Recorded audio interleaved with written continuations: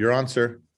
Okay, I'd like to call to order the Special Finance Committee budget hearing of April 22nd, 2021 at approximately 1:01 p.m. Can I have a roll call, please? Councillor Cassett Sanchez.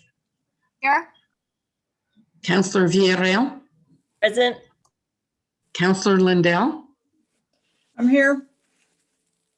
Councillor Romero Worth. I'm also here. Thank you. And Councillor Beta.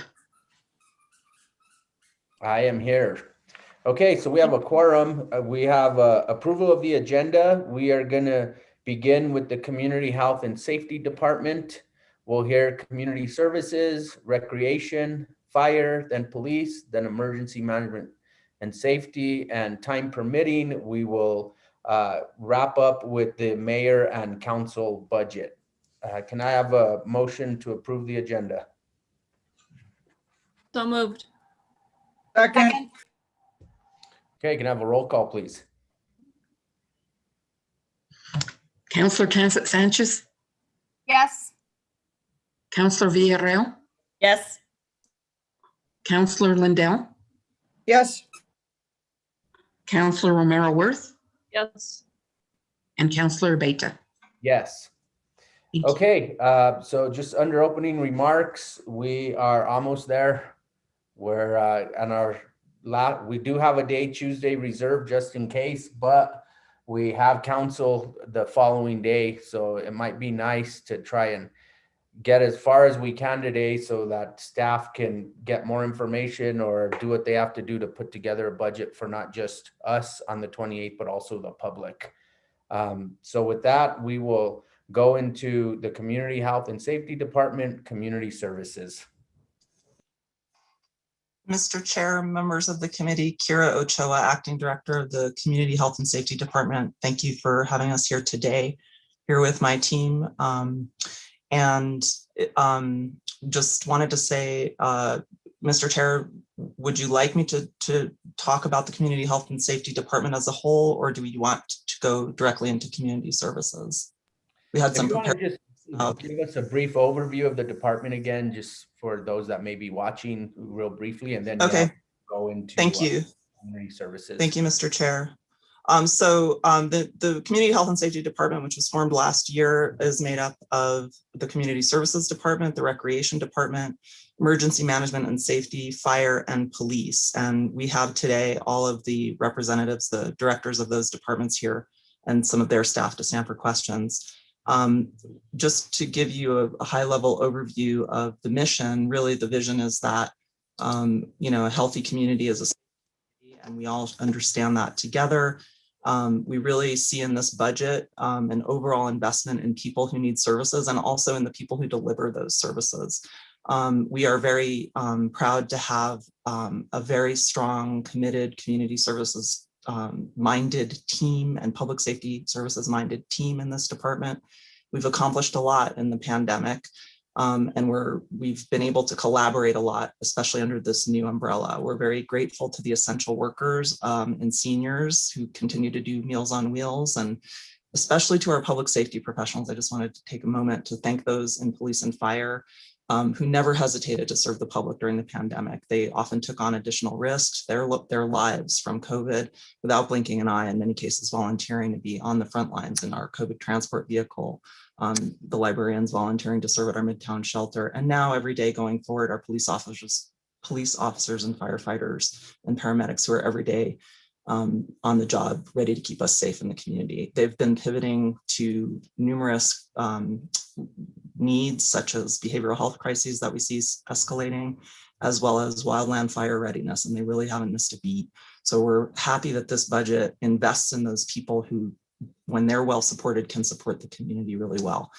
The collaborative accomplishments that we've seen this year, as some of you know, we opened our Midtown shelter with Office of Emergency Management, staffed by community services, recreation staff, and we really feel that we were able to avert an outbreak of COVID in our homeless population in Santa Fe. We've seen max vaccination events that are being put together by emergency management, public safety, fire and police, mask distribution. And then, of course, we've got our rec programs collaboration with community services. Last summer, we distributed 12,000 kits to students in the Santa Fe Public Schools where food sites were happening. And it was another example of one of many of the multi-partner collaboration within our division and also with the community that we serve and the organizations within the community. We're happy that we're ready this year with this June to serve 800 youth in the recreation department, and with your approval of our recreation budget into the summer and next year. We're also very proud of our recent deployment of the alternative response unit, which we will see deployed May 4th and grow gradually to meet the behavioral health crises in our community.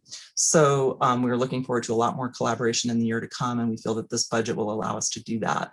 I also want to give a special nod to the Community Health and Safety Task Force. We are very eager to receive their recommendations, as we feel that a community engagement and community input is really important to the work of this department. Thank you, Mr. Chair. And with that, we can stand for questions on that or move on to the Community Health and Community Services Department. Let's go to the Community Services Department. Thank you for that overview. If we could have the next slide.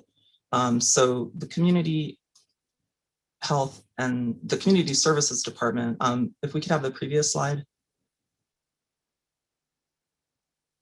Thank you. Is, as many of you know, made up of library services, senior services, and youth and family services. Our mission is really about meeting the most vulnerable folks in our community's needs for safety net services such as housing, such as food, educational programming. And we are also very proud of some of the things that we've accomplished during the pandemic. We were able to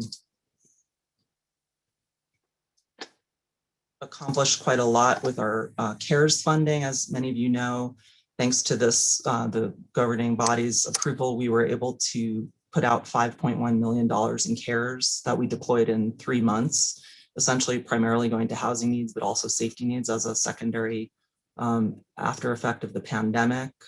We've always been about connecting people to resources. The Senior Services Division delivered 240,000 meals from the beginning of last fiscal year to now, which represents about a 300% increase in home delivered meals. They've also delivered numerous boxes at the curbside as well as meals, and they've made about over 3,000 calls to seniors in the community, connecting them to vaccination, registration, as well as needed services. We really have been blessed with a wonderful library director who has kept our libraries relevant and been able to deliver services throughout the pandemic safely. So we've seen librarians working, as I mentioned, at the Midtown shelter. We've seen them acting as navigators in our Connect program, which served about 5,000 people and during the height of the pandemic, and people from senior services too jumped in to do navigation. So we're very proud of all of that. And I'm happy to have Gina Rinaldi from Senior Services, Maria Sanchez Tucker from Library Services, and Julie Sanchez from Youth and Family Services to answer questions about their budgets. If we could go on to the next.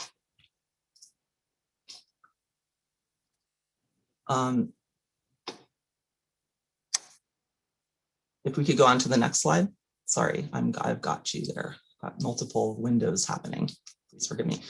So as you can see from this budget, we were fortunate last year that we did not, in the Community Services Department, experience large cuts in the prior year because the critical nature of the services that we were providing was recognized. We're really grateful for that continued funding. We also see some additional funding in this year. So with the individual divisions within this department, we have the Community Services Administration Division, the Library Division, Senior Services, and Youth and Family Services. We are not alarmed by the cuts you see in library and youth and family. They're essentially offset by additions to community services admin, and I can explain those variances and stand for questions with my team. In the next slide, we may want to go to the next slide, Lawrence. We see some of the breakdown in terms of overall changes. We, again, are very happy that we've had many positions we've been able to restore in the libraries, which will be critical to their reopening safely. We've been able to see an investment into the youth and family services budget for additional safety net contracts with our Connect partners and behavioral health contracts for youth. And then we have seen some changes, as I'm sure you all have been following, to the transfers in and out of our department. But we have an overall increase of 6.2%, and we are confident that with that, and also with the $15 million that we anticipate coming in from federal money into the city, we'll have a portion of that to continue meeting the safety net needs of our community, from infants to the elderly. And with that, I'll stand for questions, Mr. Chair. Okay, Councilwoman Cassette Sanchez. Thank you very much, Mr. Chair, and thank you, Director Ochoa, for your presentation and for being here today. I did have a few questions regarding the decreases that you had mentioned in youth and family services and library. I'm guessing that youth and family services, part of that is the transfer of positions over to recreation. Am I correct in that? You're on mute. My apologies. Mr. Chair, Councilor Cassett Sanchez, that is correct. There's been a transfer of 5 positions, 5 youth specialists from the Community Services Department of Youth and Family Services over to recreation. That's enabling us to consolidate the program that we've long talked about consolidating, where we're going to serve 800 kids in this coming summer and into next year. We'll do the same.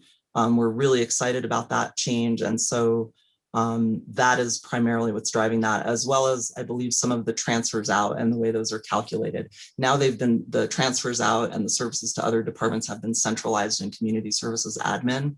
And so you're seeing the variance to some degree driven by that change. And then how about with the library? Would that be the transfers out, or is there anything else in there that is adding to that decrease in the library's funding? Mr. Chair, Councilor Cassett Sanchez, that is correct. You'll see the variance coming from that change in our transfers out in libraries, as well as a reduction in our GEO bond, which is budgeted at full amount 2 years ago and then is drawn down yearly. And so that's in part why you see a reduction in library budgets, but we would anticipate seeing that go up when we get our GEO bond increase. There were a couple of programs that were called out that I would love to hear some more about. So one was $273,000 for educational, academic, behavioral health programming for at-risk youth. Can you provide more information on this program? Mr. Chair, Councilor Cassett Sanchez, I'd love to have Division Director for Youth and Family Services, Julie Sanchez, answer that question. Julie, could you do that? Good afternoon, Mr. Chair, Councilwoman Cassett Sanchez. So it's a proposal that we're going to be doing. We're actually going to be releasing an RFP to address those specific concerns in our community. And so we don't have exact programs pinpointed, but when we get an RFP and get those bids in, I would love to talk with you more about it. Wonderful. I do look forward to hearing more about it. And it is something that I know we're all very concerned coming out of COVID. So that's why it especially caught my eye. And I will be really eager to get some updates on that. Maybe through the committee process would be wonderful. Yeah, absolutely. And then similarly, the $182,000 for adult behavioral health and social determinants of health. Can I get a little bit more information on that program? Yeah, absolutely. So again, it's going to follow a similar RFP process. We've been hearing a lot from our community members, as well as the from some of our programs that really behavioral health services during this time it should be a priority and is a priority of the committee and the commission. And so again, they'll be going out to RFP. My guess is really focusing on, well, I mean, this was already such a huge need in our community, but also coming out of COVID and how these areas have been impacted. Am I correct in that understanding? Okay. Yes, Councilwoman, that's correct. And then regarding positions throughout community services, we've been trying to get a handle on what's frozen, what's unfrozen, what the changes. I do believe I did get an email today that I apologize. I've not had time to look at the information, but Kira, I'd be curious to hear how your positions are stacking up in terms of any positions that are still frozen, anything that we weren't able to fill this year, and how that's going to impact services. Thank you, Mr. Chair. Councilor Casa-Sanchez.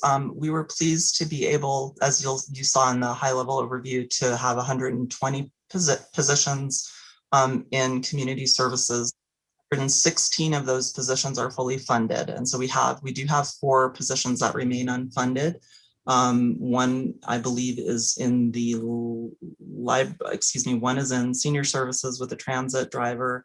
And we have a couple in the libraries, as well as a youth specialist position that is kind of a remnant that was not filled and which is not funded. So, you know, as we go forward, we feel like we're in pretty good shape. As has been said during this hearing process, the budget's a plan. If we identify that there are positions that are really crucial, we can look at alternative funding sources from vacancy savings, et cetera, to look at those. But we're feeling pretty confident that we're going to be able to deliver a high level of service with the changes we've seen into the budget. And then what about the department or division department director? Right now you are acting director for community health and safety. Are we planning on having you wear 2 hats for the rest of the fiscal year, or for the next fiscal year rather? Mr. Chair, Councilor Casa-Sanchez, I'm not sure how to answer that question yet. I think we're assessing.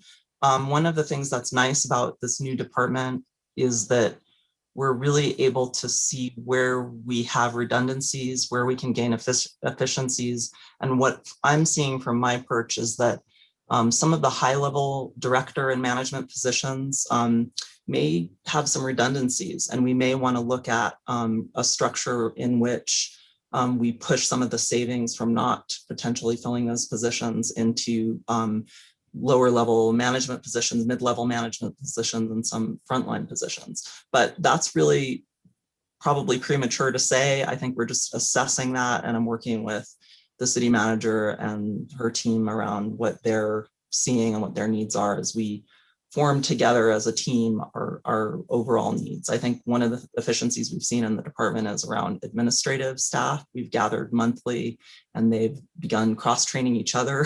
They're amazing. And so, you know, I think we're seeing like who's doing what and who needs to do what, and where do we have gaps and where do we not need extra. And so we're sort of in that phase of evaluating all of that. And that includes the director positions, frankly. Thank you for that answer. It's, as you probably didn't spend all the time watching all of our budget hearings, but one thing that we have talked about frequently is looking at some of our positions where we know people are wearing multiple hats and wanting to make sure that people are not spread too thin, that we're really setting people up for success. So I do appreciate your conversation about finding that balance there. And, you know, as I've said to other people, I absolutely encourage individuals to keep us updated on that.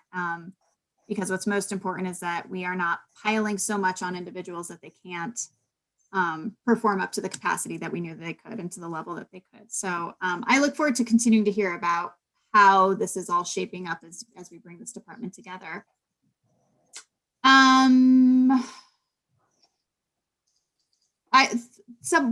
Is it on this page? And maybe on the next chart, I think the capital purchases are up 244.4%. And I was curious what is in those capital purchases. Yes, Mr. Chair, Councilor Cassett Sanchez, thank you for that question. I am very pleased to announce that Senior Services has done an amazing job of bringing state capital monies into the seniors program this year. And Gino Rinaldi, who's here, can talk to that increase. Gino? Thank you very much, Mr. Chairman, Councilor Cassett Sanchez. The GEO bond is a process that's been in place for many, many years with the Department of Aging. They sort of act as the fiscal intermediary between the providers and the legislature. And we were very successful in getting about 2.4 million for renovation and expansion and for the Mary Esther Gonzalez Center. As well as about 358 million, or 358,000. I wish it was 358 million, about $358,000 for plan and design. We're looking at the plan and design for a new center for the city of Santa Fe to begin to look at that, as was outlined in the ICIP plan that we submitted. The other piece is we were able to get about 827,000 in new monies for vehicles. As you guys know, we do a lot of transportation, meal deliveries, home visits, and so we put a lot of miles on our vehicles, and we got to stay ahead of that. And the GEO bond is an excellent way of getting that. So that was the total amount. It's about 3.6 million in GEO bond monies. And we should be seeing contracts coming from the state here in the next few months, and then we begin the process. I appreciate you discussing that, and thanks for working on getting those dollars in for us. That's really exciting. And then I did want to ask about the library. We're adding, I think, 5 new positions to the library, correct? Mr. Chair, Councilor Cassett Sanchez, Maria Sanchez Tucker, Library Director, can speak to the positions in the libraries. Thank you, Mr. Chair and Councilor Cassett Sanchez. These positions were frozen positions that we're just reinstating. The 5.5 positions. We're also recruiting for a Southside branch manager. So there's several librarian and library not filled last year that we will be filling this year. Well, thank you. And I would like to hear a little bit, I think that it's important to discuss why, how this is going to assist with our library operations and what this is going to really be providing for the community by filling these positions. We've had a lot of discussions over the last year about the number of vacancies within the library. And given that we are filling some of those, I would love to hear how this is going to impact services and what our library is able to provide to our community. Thank you, Mr. Chair and Councilor Cassett Sanchez. Filling these positions will just bring us back to our pre-COVID level of service and staffing. Right now, we had some funded positions that we're still recruiting for that were not funded.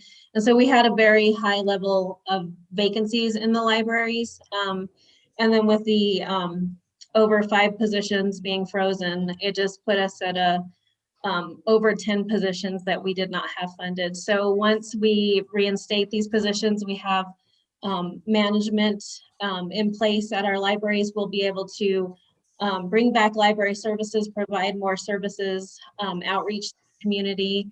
We have really taken on a high level of service this year. We've been working cooperatively in a team effort to rethink library services in our community and how we can provide excellent service during the pandemic. And I think our team, they've just been so dedicated, even though it's a stressful year for us, and they've done an excellent job. We served 340,000 digital and physical items to the community this year so far. And we have monthly programs. So we've just really been trying to do what we can to make sure that library services meet the most needs of the community. And so by bringing back these positions, we'll have greater supervision for staff, training, and also more flexibility working system-wide throughout our libraries. One of the positions that we are recruiting for right now is a program manager that will manage programs throughout all 3 libraries. So working more at a system-wide library is a very important priority to me to best serve our public. Wonderful. Thank you for that. And that's really exciting, the program manager position. And I do just really, I know I've said it before, but I do really want to thank your library staff and the services that you and your staff have been able to provide during the pandemic, being really obviously plugged into the group of parents with young kids. The appreciation in the community for all of that is probably higher than you know. So I want to make sure that that information gets out, and please pass that along to your staff, because I know that I will. They thank you very much for that. They are a very dedicated team. We're very fortunate in the city to have such a dedicated, hardworking team that's serves well. So thank you so much. And then one more question about the library. I know that we also, I believe that, I'm curious about if we get funding. Do we get funding from the county at all? Because we do serve people from the county, and what does that funding look like? We do receive, thank you for the question, Counselor Casas-Sanchez. We do receive $25,000 from the county, and this is one of the areas that we have talked about, looking at our financial resources for the library and diversifying our library, and beginning conversations with the county about maybe increasing funding levels, looking at maybe new ways of supporting the library with a more county support. So that is something that we will be looking at this next year and focusing on. Wonderful, good. I'm glad to hear that. That was my next question. So thank you for anticipating it. I appreciate that. I don't believe I have any further questions at the time. Thank you so much, everyone. Okay, Councilwoman Villarreal. Thank you, Mr. Chair, and thank you, Director Ochoa, and to your team of superstars. It's pretty impressive to hear it again. I mean, we hear about what had happened last year and all the work that you all are doing, but then to be reminded about how much we take on, not just our basic services, but things that come up, especially during a pandemic. And it's impressive to see and hear about still meeting the needs of the community, but also responding to, in so many unseen ways, to the emergency needs due to the pandemic. So thank you again. And my colleague asked most of the questions I had. I just wanted to follow up on the piece about the breakdown of what you were talking about related to supporting critical safety net and behavioral health services. So that 740,000, part of it, as you listed, is the Children and Youth Commission grants, as well as Human Services grants. And then there's some of that was related to senior citizens programming. And so what that total doesn't make up the 740,000. So is the remainder of that what you were talking about, the RFP for behavioral health support? And then there was another RFP that you mentioned that I missed earlier. Mr. Chair, Councilman Villarreal, thank you for the recognition of the staff in the department, first of all. Julie Sanchez, can you answer that question around the RFP and the numbers? We have cross-division total there, as you rightly identified, from seniors and youth and family services. And so between the two divisions, that's coming up with that total number. Yeah, our Councilwoman Villarreal, our total is roughly, I think it's on the next slide or maybe the one before it, but our total I think is roughly 455, and possibly, I think actually maybe a little less than that. And our plan with funding, since it's new funds that are coming in, is to release an RFP for bids for those particular services around, behavioral health, and then academic and educational support for youth transitioning back into the public school system. Got it. That was the one I missed. Academic and behavioral health is that specific for youth, you said? So, Councilwoman, there's actually two separate funding streams. And so for the Human Services Committee, that's serving adults ages 18 plus. And then for the youth, that serves, essentially ages 0 to 21. And so the focus on school is mainly for youth. And there's also the behavioral health component. And then for the adults, it's the behavioral health component mixed in with some flexible funding to support the social determinants of health. Great. So these are additional RFPs in addition to the ones the normal cycle ones that we have? Yes, that's correct. This is new funding for us. Got it. And that funding was coming from, remind us of the funding source to do new RFPs? This one is 3% of the GRT for Human Services Committee. Or no, excuse me, 2% of the GRT for Human Services Committee, and then 3% of the GRT for Children and Youth Commission. And Okay. Mr. Chair, Councilwoman Villarreal, does the last slide, Lawrence, have the funds that are feeding our department, or was that my imagination? Yeah. So you can see the community, the general fund, their amount, and what Julie's talking about, the ordinances and the resolutions that dictate that a portion of that comes out into her budget. So do we have more funds this year to give out than we normally have for those grant cycles, or was it less? So that's a really great question, Councilwoman. I'd have to defer to finance. I'm not sure on how we calculate what percentage comes to my budget for those two particular funds. But I think finance might be able to answer that.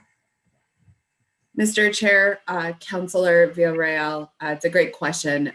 As we noted in the opening presentation, our GRT has not rebounded to the pre-pandemic level, so we have not yet reached that level for any of our funds that do receive a distribution from gross receipts tax.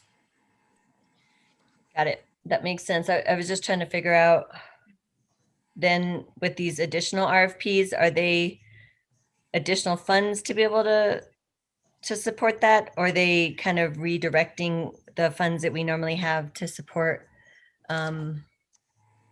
our regular grant cycles? That's the only way I can describe them. The regular grant cycles, are they being redirected for these particular supports because of, the circumstances we have been in with the pandemic? Yeah, I think Councilwoman, and I thought Director Ochoa talked about CARES Act money and that being kind of the other source of money. Is that right? Mr. Chair, Councilwoman Villarreal, that's correct. We do, and well, there's two-part answer to your question. Our regular cycles, we did reduce the amounts that we gave out last year based on the budget decrease that we received. So we did have to do that to a small degree, but actually not to the degree that we had feared. So they remain fairly, the human services contracts and the Children Youth Commission contracts remain fairly at a fairly steady level, and those contractors did not receive a major reduction.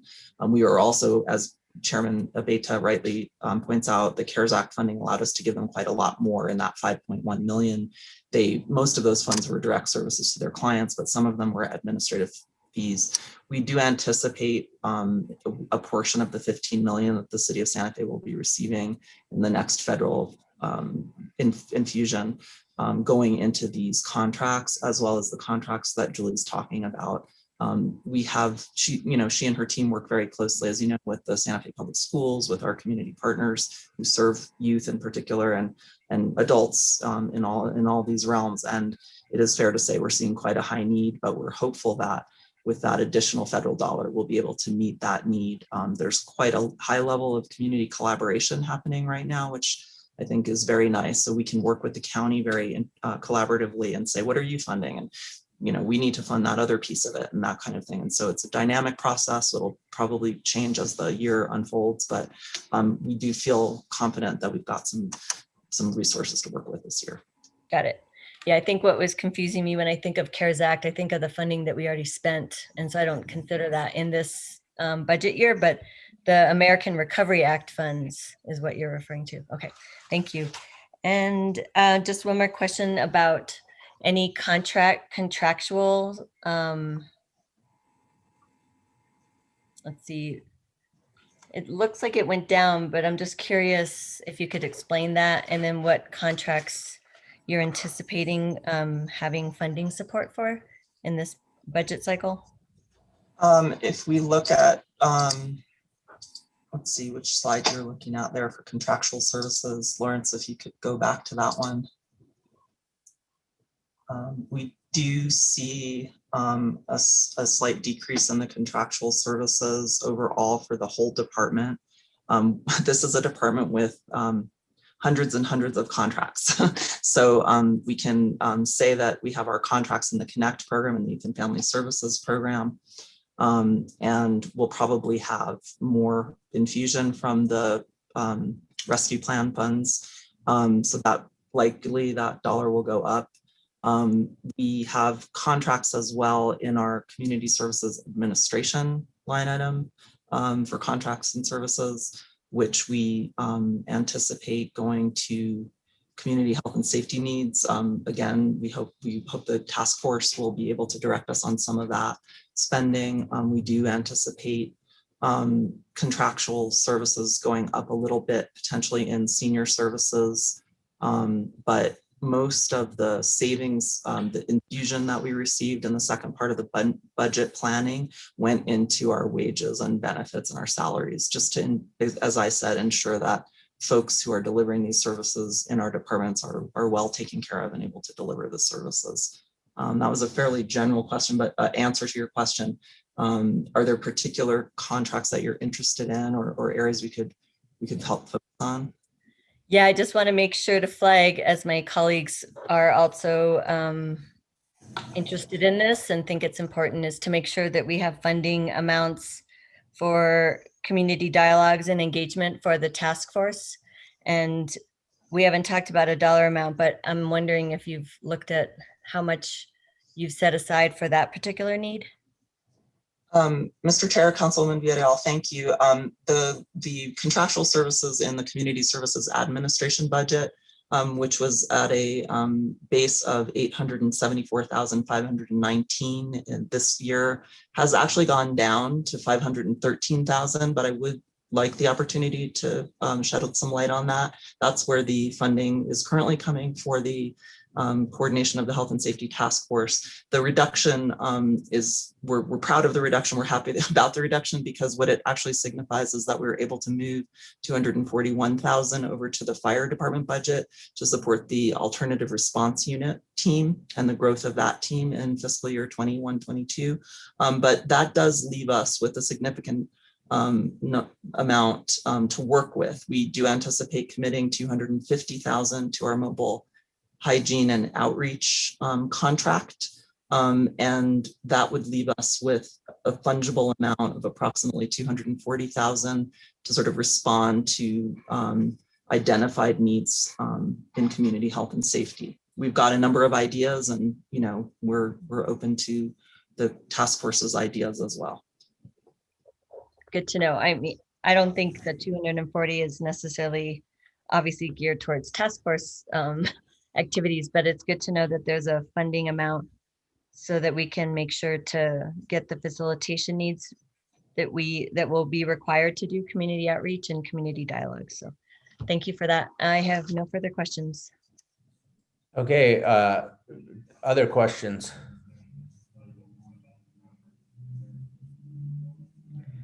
Can I have a motion regarding the community services budget? Move to approve. Second. We have a motion and a second. Can I have a roll call, please? Councillor Cassett Sanchez, Yes. Councillor Villarreal, Yes. Councillor Lindell, Yes. Councillor Romero Worth, Yes. Councillor Abeta. Yes. Thank you. Okay, so now let's hear about recreation. Thank you, Mr. Chair, members of the committee. With me to present the recreation budget is Interim Director Gina Rinaldi, and Lawrence, I believe you have the slide deck for recreation.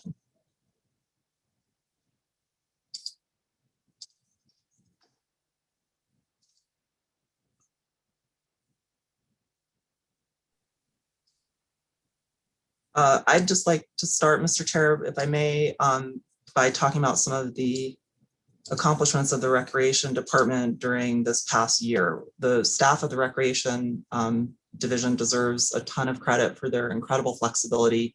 When their facilities closed due to the pandemic, they were ready and willing to move to other parts of the city. They worked to support land use, the Midtown shelter, incredible flexibility there, and they have contributed to a lot of the critical functionings around the city during this time. They were also very creative with their CARES funding, getting out our mobile rec program, which served 123 kids between December and April with these wonderful outdoor rec offerings. They had to manage a really very complex set of reopening plans and are still having to do that. They're adhering to the governor's public health orders. At the same time, they're looking at developing their own COVID safe practices. It was very exciting for the whole team when they were able to open GCCC and Fort Marcy, and we're looking forward to more openings as we hopefully maintain our turquoise status and move into greater public safety.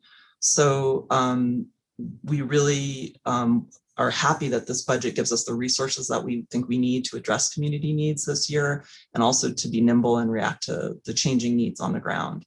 We really have, again, to focus on those COVID safe practices, which Director Rinaldi is fortunate to have really thought very strategically in senior services and applied some of that same thinking to the recreation reopenings, which are, it's a complex set of things to do. The challenges have been really great, but the recreation team has really risen to those challenges, and it's great to see people enjoying some of our recreational facilities and programs again. And with that, I'll turn it over to Director Rinaldi. Thank you, Director Rinaldi. Okay. I'm trying to share my video, but I'm not sure what's going on. So anyways, Mr. Chairman, members of the Finance Committee, I appreciate your giving us the opportunity to present. As Director Ochoa identified, that we've done a tremendous amount of work over the last year, fiscal year, but it seems to have really accelerated over the last couple of months, primarily because of us going back into the public health conditions, red, yellow, green, and turquoise. And with each one of those comes a different set of configurations, as well as we also have the state public health order. We also have city operational or ordinances regarding the number of people we can have and whatnot. And then we don't know whether we're going to see movement back or how it's going to be. So it's a moving target, and I really appreciate all the hard work that the staff has done. We've been pulling back together. We farmed out or loaned out or detailed out, I don't know what word we want to use, a lot of the staff to help in throughout the city, whether it be at the cashier's office or whether it's IT or parks or other areas. And then some of them have to come back in, and then we kind of slow back down and whatnot. We've also had a lot of positions that were sort of on hold. They were funded, but they were on hold. And once we started moving in the right direction as far as the infection rates of the county, we began to move forward with hiring folks. So we've been in the process of trying to get folks up to par so that we can fully staff, or at least have as many staff available. Right now we have 88 staff that are funded. We've asked for funding so that we can cover the 12 positions that were in what I call the red dungeon. They basically were unfunded vacancies. And 9 of them are at the GCC, and 3 of them are at the what I call the quality sites of the Fort Marcy and South P. And we're confident that bringing those folks back into the fold will help us to achieve optimum reopening. And again, I know things are different than they were when we were fully open. When we were fully open, we weren't making reservations. We weren't checking people's temperatures. We weren't signing people in. We weren't having to stop in order to do sanitation and whatnot. So it's a moving target, and I couldn't be more proud of the folks that are in recreation doing this. So that's a big piece. And then we also see the additional staff that came over as part of the youth specialist transfer. So that makes us. We have 2 positions that are still remain unfunded, but in those that are funded or that we're recommending to bring up, one of them is I know that you guys would like to hear that we're moving as quick as possible to hire the rec center manager. I think that's going to be a critical piece to us moving forward with reopening.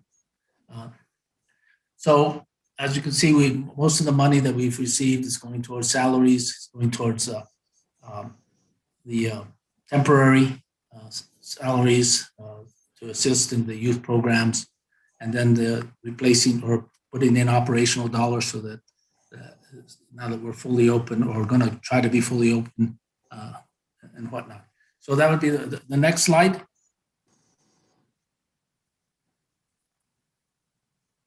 Probably one of the big things you may notice is the under the rec admins, the 1.7 million change, and most of that is a transfer from general fund and from the subsidy to GCC. And then again, most of the I guess the changes is related to the increase from the transfer from community services into recreation, as well as the salaries and benefit increase and whatnot, and the increase for all employees in their salaries and benefits. Next slide.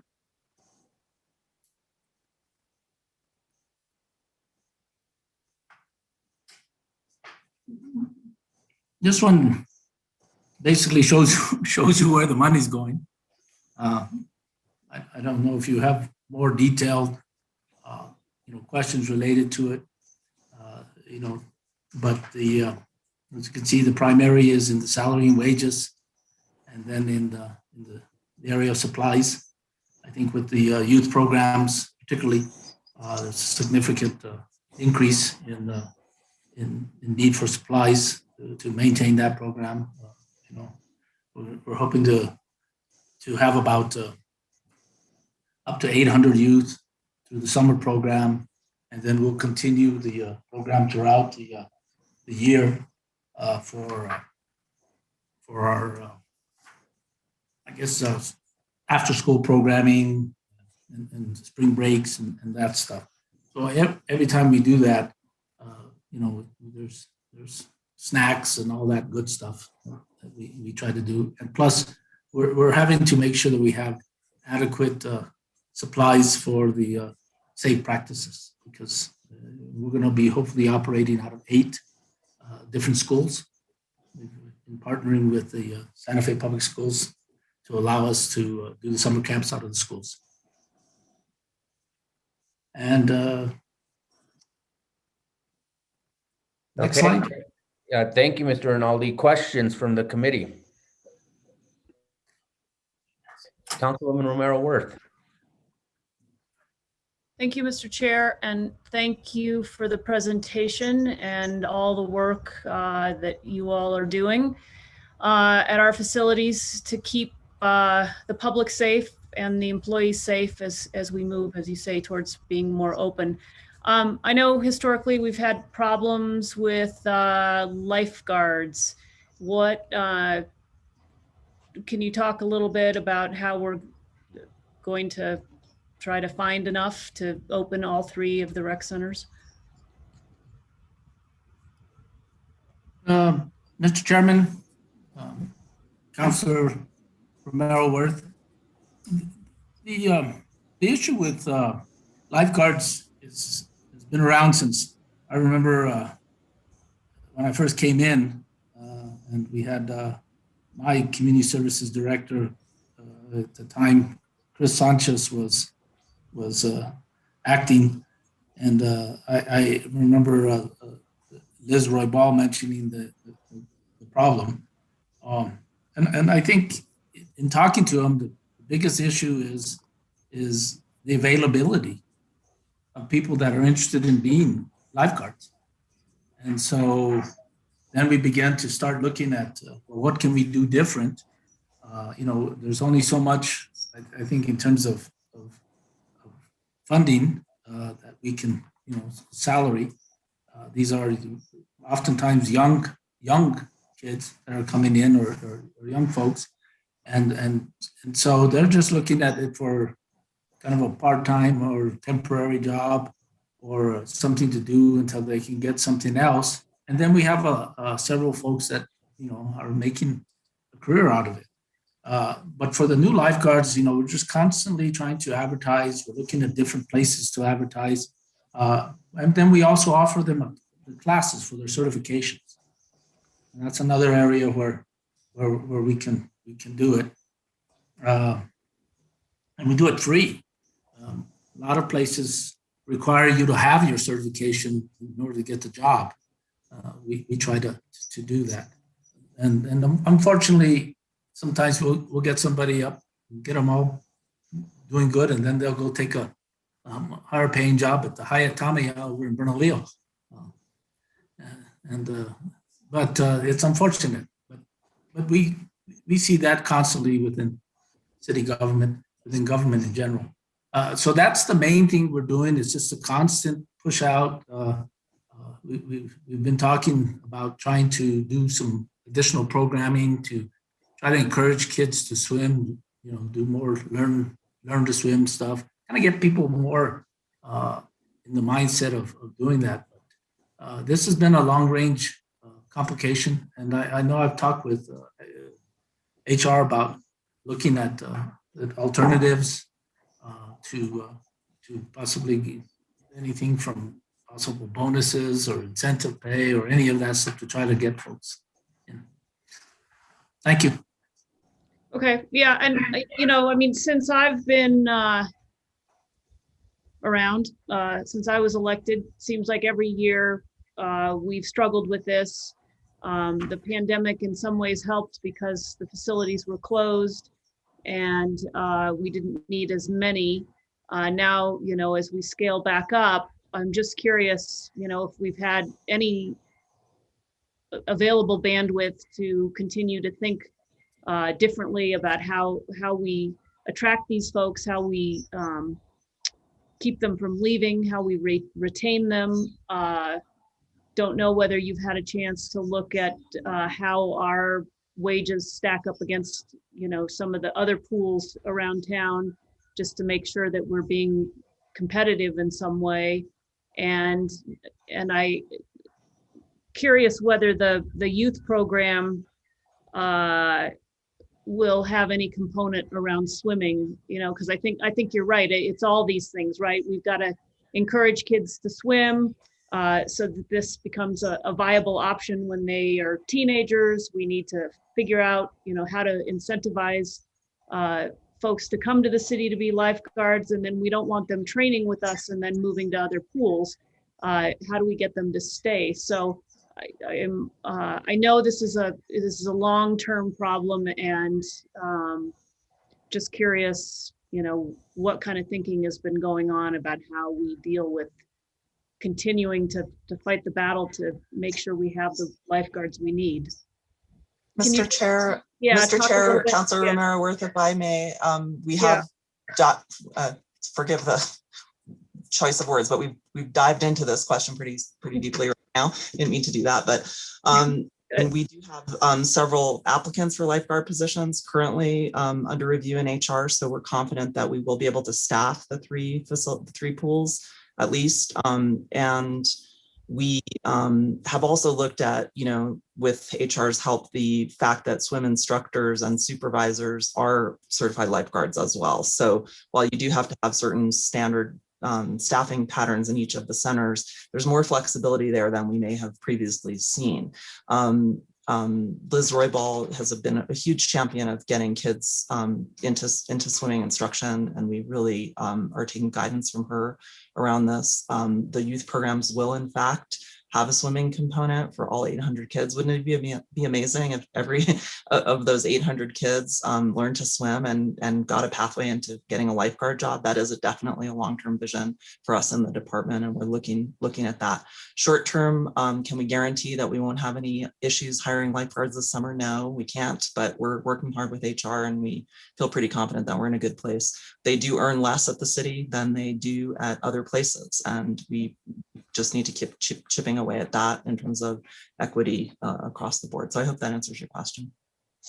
Thank you. I just know it's an area where we continue to need to focus. So I appreciate the answers. Thank you. Thank you, Mr. Chair. Okay, Councillor Lindell. Thank you, Chair. Thank you, Mr. Rinaldi, for being here today, and thank you for stepping in as interim director. Just a couple of questions. How are we doing with hiring our seasonal staff?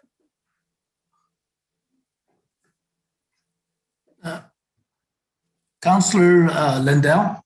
Yes. The seasonal staff for this year, in this year's budget, was not budgeted. It was cut. So there's not a seasonal staff resource available to hire for the on the pools. I'm assuming that's what you're making reference. In the youth program, there was money available to hire the seasonal folks or the temporary staff. I think we're looking at hiring anywhere from 60 to 80 temporary folks for the summer camp program. Mr. Chair and Councillor Lindell, if I could add to that answer, and I see Director Salazar is here to clarify as well. There is money in the budget to hire the temporary staff. We had we moved some things around. It depends on how we're able to focus. And I'll turn that answer over to Director Salazar as well. Mr. Chairman, Councillor Lindell, actually, I just got the list of eligible applicants for our summer youth program, and we had a lot of applicants, but not enough to fill all the slots. So like many of our other positions within the city, we're really struggling to get adequate applicant pools for our particular jobs. So we're actually it closed, I believe it closed last week. So we're gonna go ahead and open it up again, get it re-advertised, and hope that we get some more applicants. We are working with the Department of Workforce Solutions, and we're gonna do some work with the schools to get more applicants for that particular program. But across the board, we are struggling to see applications coming in. I thought that might be the case, and I just wanted to have it said out loud because I know we're trying. And as I go around the city, people are really struggling to hire. They just don't have the applicants that they need to hire. I've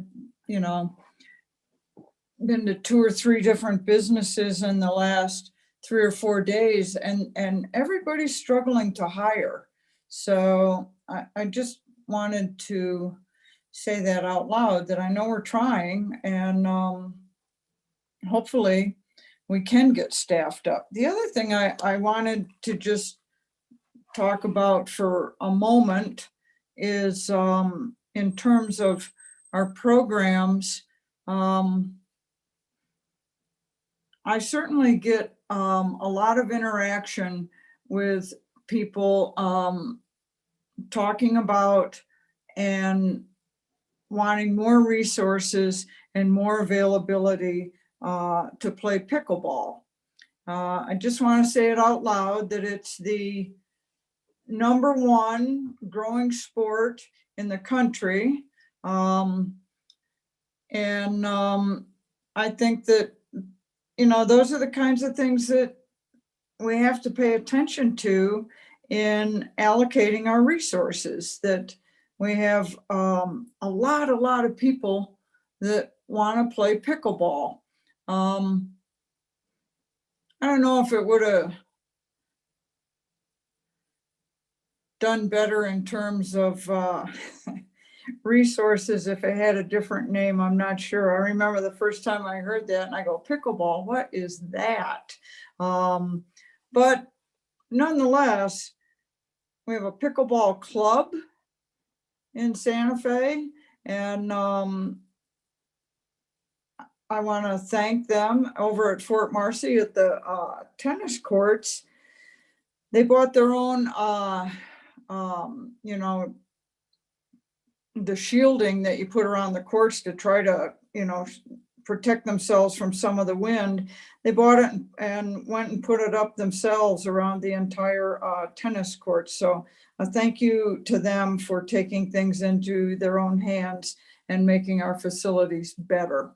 But I wish that we would, try to see what things are growing and which things it would be appropriate for us to put resources into. Thank you, Chair, and thank you to Liz Roybal for helping promote that and getting tons of people involved with it and setting up lessons and just helping with that all the way around. Thank you, Chair. Okay, Councilwoman Cassette Sanchez. Thank you very much, Mr. Chair. Thank you, Mr. Rinaldi, for being here. A couple quick questions. So there's funding in the budget for all 3 facilities. I'm curious about Bicentennial Pool for the summer. Mr. Chair, if I may, Councilor Cassett Sanchez, Bicentennial Pool is slated to open in the summer. There have been some serious issues with it needing repair, and Public Works is actively patching them up. I mean, I'm not a Public Works expert, but we should flag that that's not a long-term fix. We do anticipate opening it and staffing it this summer, and we're, on track to do that. Thank you. Okay, wonderful. I'm very glad to hear there's been rumors flying all over the community that Bicentennial is not opening. So thank you so much for clarifying that. The other question I had has to do with swim lessons. Are we able to provide swim lessons at this time? I know this is one of those pieces that we really need to balance with COVID, and I'm curious what we are thinking we're going to be able to do this summer in terms of swim lessons at the city. I did see that there is a item in the budget for the new swim instructor, which is very exciting. And I'm curious what the plan is looking like for this.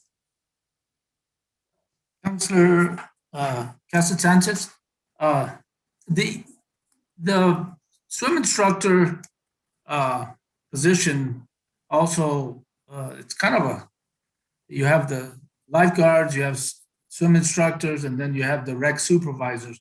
All 3 of those positions are certified lifeguards, and they do provide the time on the, as they say, time on the tower. So a lot of those positions are being utilized to supervise and ensure the safety of the public. We're looking at the ability to do some of the swim lessons.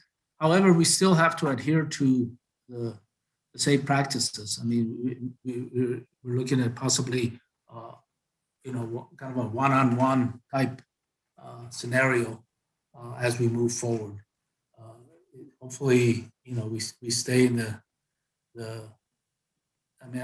I just say hopefully we stay safe and we stay safe long enough, and that we get a handle on the COVID-19 and that we can start doing more and more.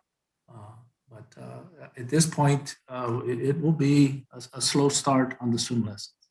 But it is something that I'm very much committed to, and I would love to see it happen because I too was one of these kids that grew up swimming in the ditch or playing in the ditch, and the Bernalillo and the town built their pool. It was the greatest thing, and I learned to swim that way. So I have a passion already going into it. So. Well, I'm really glad to hear that.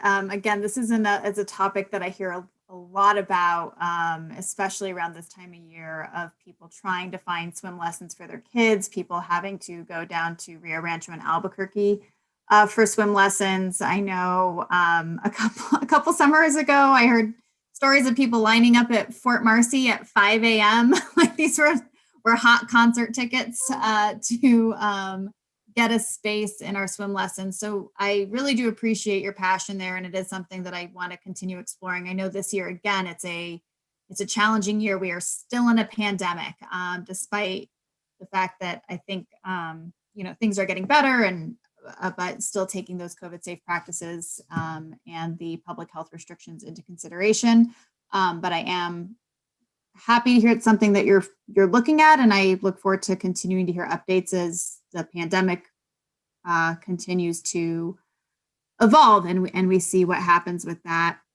Similar on the same lines as I've also received a lot of questions about children being able to utilize facilities this summer and what the considerations are for that and what we are looking at this time, both with the kiddie pool at GCCC and Bicentennial. Councilor Casas-Sanchez, right now it's the youth that are getting to swim, and there are youth are on the teams, the swim teams, and it's because of the limited numbers that we're able to have in the lane, to maintain the safe practices. And the lap pools, they're mainly doing laps. At GCC, the leisure pool, I call it leisure/kid pool because I called it kid pool and they told me it was a leisure pool. I called it leisure pool and they don't know what it is. So I have to say both. And anyways, it's needing to be repaired, and it's on the slate to be repaired. It has to be replastered. And so their public works facilities is got that on their list, and we're looking forward to it getting done. But that's that one. As far as we're going to be limited in terms of being able to have young children in the pools. It would be very limited. It'd be almost like, I think Matt Cottle at the GCC had mentioned, you'd have like one kid, one parent in the lane. It would be limited because we're only allowing in the lanes 2 people per lane.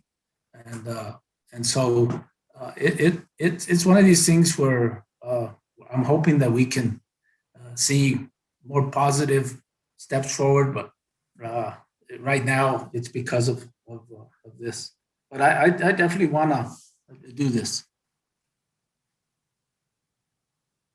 Thank you. Thanks for that, Gino. And then in terms of the timing for the replastering of the leisure/kiddie pool at GCCC, do we have a timeline for that? Councilor Casas-Sanchez, we're working on that with facilities, and I don't know if Regina's in the queue, but I can talk with her and get that information to you. Okay, wonderful. Thank you so much. And then, so I'm sorry, just to clarify, because I think there's 2 parts. There's people being able to be in the lanes, but then like the kids splash pad pool part at Bicentennial, that's not necessarily lanes. And what are the considerations that we're looking at for allowing kids to be in that pool this summer. I know it's complicated, obviously, because of the pandemic and also because of the fact that kids under the age of 16 at the moment can't get vaccinated. So I know that there's kind of all these different moving pieces as well as our staffing levels. And so I was just hoping to hear a little bit more about where we are and what we're looking at with these different components. Did that make sense? Go ahead. I just wanted to make sure that my question made sense. Please let me know. Yeah, no, Councilor Sanchez, it does. Councilor Sanchez. At the BC, I guess the plan would be once we are in the position where we can open that component, we'll start looking at doing it, sessions with the kids, but it will be very structured. It isn't going to be like it used to be, where kids will just show up. It's going to be structured. Right now, they have to make appointments and schedule, and we have to limit the number of people that we can do it. Okay, thank you. I appreciate that. I know it's complicated, and there really are a lot of considerations. It's both activities for our kids as well as again, I think that there really needs to be this strong understanding that we are still in a pandemic. We are not out of this. And again, kids cannot be vaccinated. So I definitely appreciate the balancing act that you all are going to have to consider in terms of providing recreation opportunities for the members of our community while still recognizing the reality of our situation and how hard that is. So thank you for continuing to look at it. And I look forward to continuing to be updated on it as this continues to evolve. I don't believe I have any further questions at this time. Thank you so much. Thank you. Councilwoman Villarreal. Thank you, Mr. Chair, and thank you, Director Rinaldi. Good to hear your presentation. And I kept thinking about your reference to ditch swimming. I bet you enjoyed that more than the pools, because I think I know exactly where you were swimming. Good to hear about that. Can you tell me the difference? The leisure pool / kiddie pool, that's not the therapy pool, right? Councilor Villarreal, no, it's not the therapy. Okay. That's a separate pool. Got it. I just want to make sure that there was a distinction in my brain about that. And thank you for letting us know about Bicentennial Pool. I think that's always an important piece for District 1, and people really enjoy utilizing that in the summer. So happy to hear that we're trying to get those short-term fixes so we can open for the summer. Just a question, you had mentioned about staffing at the beginning, and let me see if I got this right. 88 staff are funded, but you said 9 from GCC are frozen? Councilor Villarreal, I think we're asking to have 88 funded. Got it. And that would include the ones that were not funded, were unfunded from last year. We want to bring them up into the ranks of funded.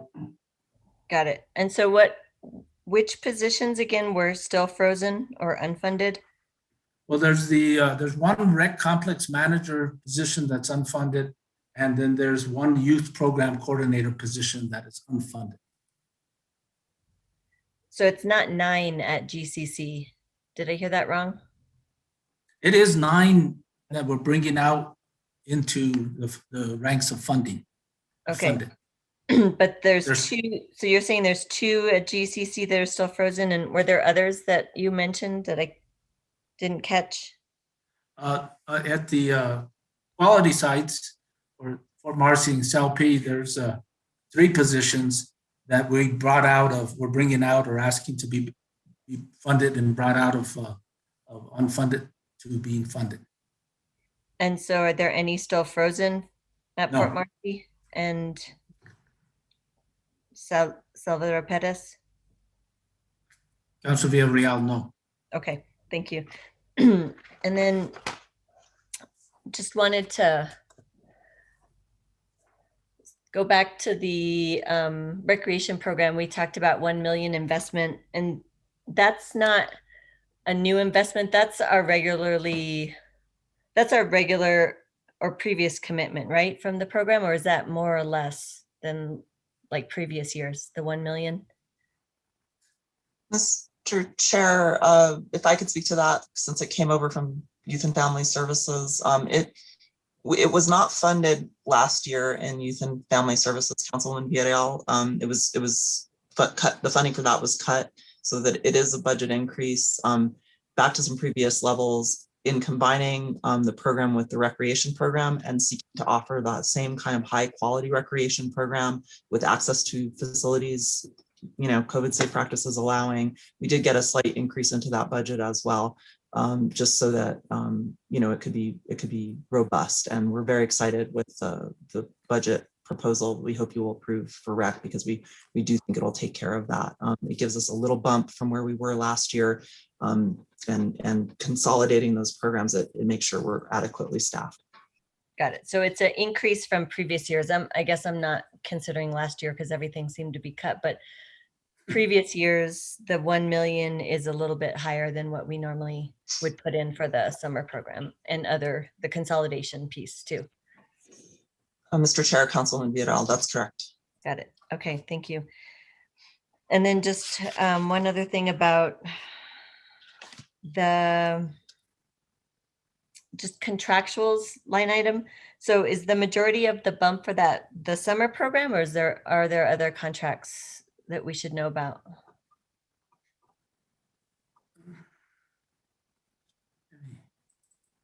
Mr. Chair, Councilman Villarreal, there is, Mr. Rinaldi can maybe pull up some of the detail, but that is primarily for, it's a combination, but there's, contracts associated with the summer program. There's contracts associated with, servicing the facilities to some degree. And so it's a combination of contracts from across the whole department. Do security. Do you have anything to add to that? Yes, Councilor Villarreal, it's operational. A lot of it is we weren't operational last year. Some of those contracts were minimal, but we're doing like the armored, I call it armored car carrier, but they pick up the Loomis, they pick up the cash. We have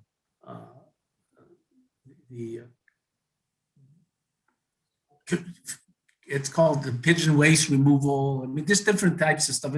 It's nothing out of the ordinary, except as we go into the youth program, there's going to be more because of the fact that it's a much larger summer camp that we've done in the past at GCC, because it's now we're doing the community services summer program. Got it. In conjunction. So. Okay, and then you mentioned security. Was that part of it too? Security. Yes. Okay. I believe so.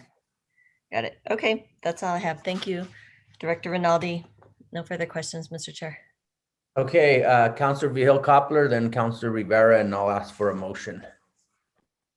Thank you, Mr. Chair. Thank you, Mr. Rinaldi. I wanted to ask about the Genevieve Chavez Center Facilities Manager. I'm not sure. I was looking in the detail that we received, and do you call those recreation complex managers? Is that the title? Councilor Vihil Coppler, yes. Okay. That position has been vacant for the Genevieve Chavez Center for at least, I think we're going on 5 years. And it's one of our biggest facilities. It's a facility that has had a history of bad things happening in terms of maintenance. And of course, we haven't had a complex manager to manage it. And I do know we have had some great effort by staff to keep the facility going. But then again, not only do we require somebody with that kind of oversight of maintenance, but recreation certification and programming and the like. Can you tell me when we will fill that position? Yeah, Councilor Coupler, I'm looking at trying to get that thing rolling now. Meaning, I'm anticipating you're going to fund us, so I'm looking at trying to get the process ready so that when we get the funding, we're moving on it. I don't want to waste any time on it. It is a critical piece. You can see it from coming in from for me coming in. I see it as a critical piece there to GCC, and I'm going to move on it as soon as I'm able to. You know what I mean? Well, I So- appreciate that. Every budget, I have this same question, and I think Councilor Abeta might remember, but every budget year, it's the same question. So now you're the new person in the saddle. So I hope you have better, a better success at doing that than what we've done in the past. I can't stress enough, it's a this is the biggest facility in Santa Fe as far as recreation, and probably, I guess maybe I don't even know if the Larry Walkup Center in Los Alamos, I don't think that's bigger than this. But there may be one or two in Albuquerque. It's just really important. It's something that I think really needs to happen. And I also know that it's just not like you can't just hire anybody. As before I've said, it needs to be advertised in recreation journals. It's very, very specific because, and I was looking at the salary, it's not bad. And I think we can actually recruit somebody that has some recreation talent. I can say that when I was working in Los Alamos and we were filling positions there, we did go out in those recreation journals and we found very specific, highly qualified and talented people, because you can actually do more than just put a program manager in there. So I hope this is the last time, and I hope that we can fill that position because it is really, really important. And even so, I don't think we can go without an oversight of that building and the specific requirements that it has for maintenance. And I know you've probably been here a long time. I don't know if I'm sure you know all of the problems that it has had. And I would hate to see it deteriorate because we don't have, someone that's there on a daily basis with the responsibility for ensuring that it is being maintained in the proper way. So thank you for that. I might call on you in the future to see how it's going. The next question I have is about our summer program and the programming for what the children do, and it relates to tennis. And I know that the tennis courts are located in parks and those aren't your responsibilities, but we really need to have things for our youth to do. And when you don't have your youth occupied, then that runs into other issues that, cross over maybe into some of the other departments who will present today. But tennis is a wonderful sport. We have many tennis courts in our parks, and I know that they're not in good shape, and I have discussed this at length with Ms. Wheeler about monies to get those tennis courts in good condition. Right now, I'd call them the pothole courts because they're very, very, very bad, and you wouldn't want any of your children or grandchildren playing in those courts. But we do have people in our community who have offered free tennis lessons. I'm not sure if recreation has that. I know we did in the past where we would hire specific supervisor youth in our summer youth program to teach tennis because they had skills to do that. And it's amazing how children really want to learn, and it's something that is very, very fun. So I hope that you will work with Public Works to get the tennis courts to be in good shape. I know just from eyeballing that the tennis courts on the east side, north side are in better shape than the ones in districts 3 and 4. I'm not even sure we have any tennis courts in District 3. We should, if we don't, but it's a wonderful, wonderful way to keep our youth occupied. Do you have any sense, Mr. Rinaldi, for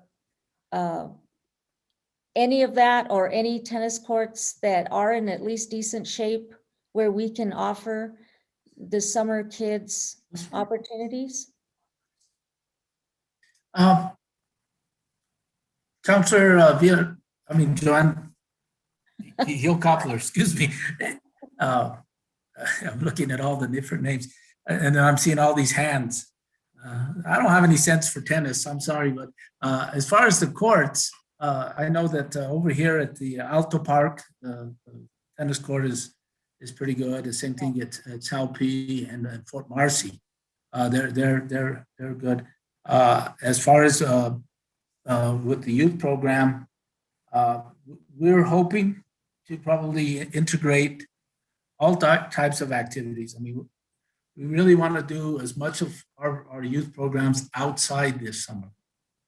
And so that's where it really opens the door for utilizing what facilities we have. And I've got a very good relationship with Melissa McDonald, and we've been communicating quite regularly about different stuff. Primarily, lately it's been a lot about the pickleball stuff to try to make sure that one of my favorite sports, I don't play tennis, but I play pickleball. Sorry. Are you sure you want to admit that? I'll challenge you to a game of pickleball any day. You'll win, I know. Okay, well, I don't know what the demographics are of people who play pickleball. My sense is they're probably, oh, well, I won't say that, but they're probably, people in what is it, generation or boomers or whatever, I'm not sure. I don't know. I know some of my friends play it and they're in the boomers. So I'll just say that, but we have youth in our community who don't, they're idle, and there's only so much that can keep their attention. And I have seen tennis really be something that our youth really like, and it's physical.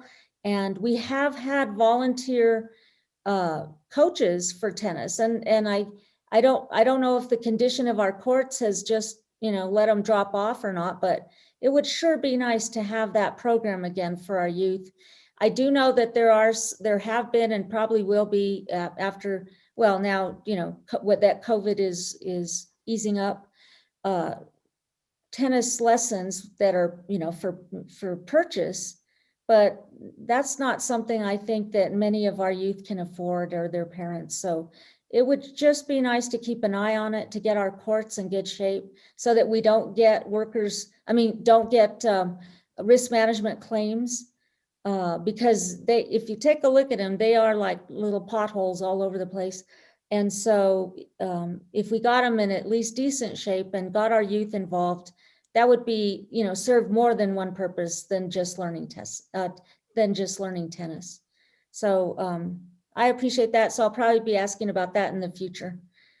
Thank you for everything you do and for serving in your position. Thank you, Mr. Chair. Okay, thank you. Councillor Rivera. Thank you, Mr. Chair, for allowing me to speak at your committee.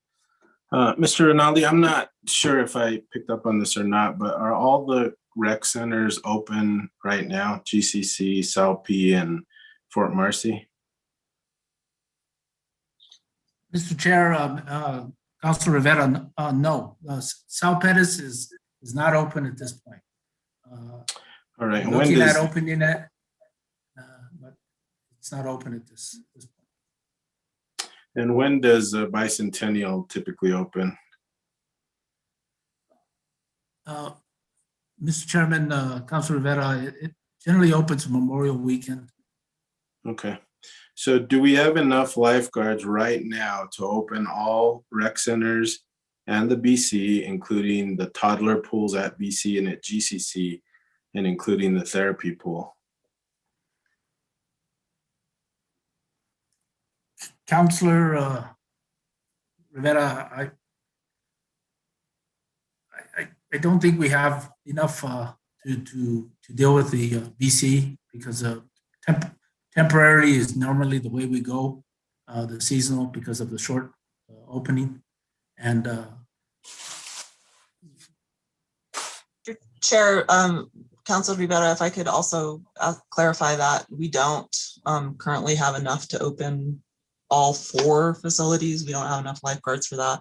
We will have enough lifeguards to do 3, and we'll continue to hire temporaries as we're able to, if assuming that we're able to get to 4 openings with BC and the 3 in the summer. If we have the staffing, we will do that. All right, so I heard earlier that BC was going to open, but there's a chance, depending on staffing, that it may not. Is that correct? Mr. Chair, Councilor Rivera, no, we have enough staffing. We currently have enough staffing in the pipeline here for the fiscal year to open 3 pools with enough lifeguards, swim instructors, and others who can supervise swimming. So okay, but one of the facilities then will have to remain closed. That's correct. Okay.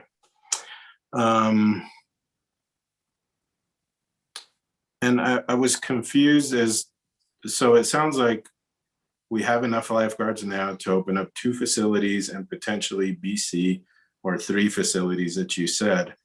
But if we do that, some of the lifeguards that typically provide swim lessons would have to be used for lifeguarding. Is that correct? That's what it sounded like to me.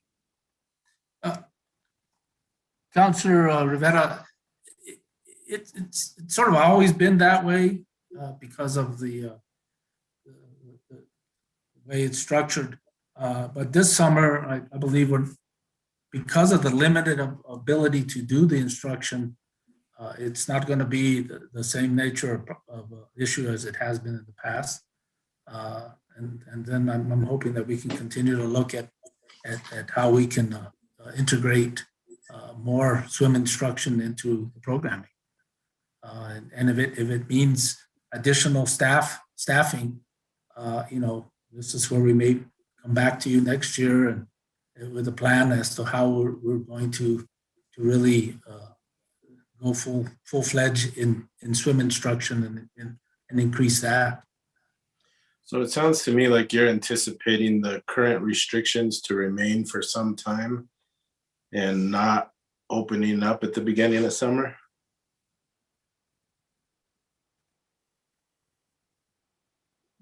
It doesn't sound like we're preparing to really open up back to pre-pandemic numbers and services. Councilor Rivera, I don't know how we can at this stage, but we are thinking in terms of how we can open 3 facilities, be able to operate the 3 facilities and do as best as we can. We're still having to social distance. We're still having to limit the number of people who are in the lanes. I mean, it is what it is at this point. And as much as we want to open back as up to full services, I think the budget that we're asking for really is going to help us handle the load that we have coming. Councilor Rivera, if I could clarify that a little bit, the budget is robust enough to do, if we waved a magic wand and COVID was gone tomorrow, the budget is robust enough to hire the people we need to hire for everything we need to do.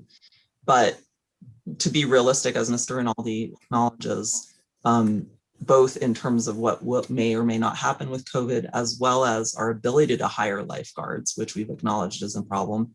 Mm-hmm. The real answer to that is we most likely will not have all 4 facilities going. However, we will continue to push into the pipeline those positions as we can. right, fair. That sounds like an honest, upfront answer. I appreciate that. Just curious, why didn't we repair and plaster any facilities that needed it when they weren't being used, when everything was shut down? Mr. Chair, Councilor Rivera, that's a little before Mr. Rinaldi's my time on this project, but my understanding is that we lacked budget. We were in a budget crisis, and so new spending was put on hold. But I'll defer to Director McCoy, City Manager LaPan Hill on that question as well.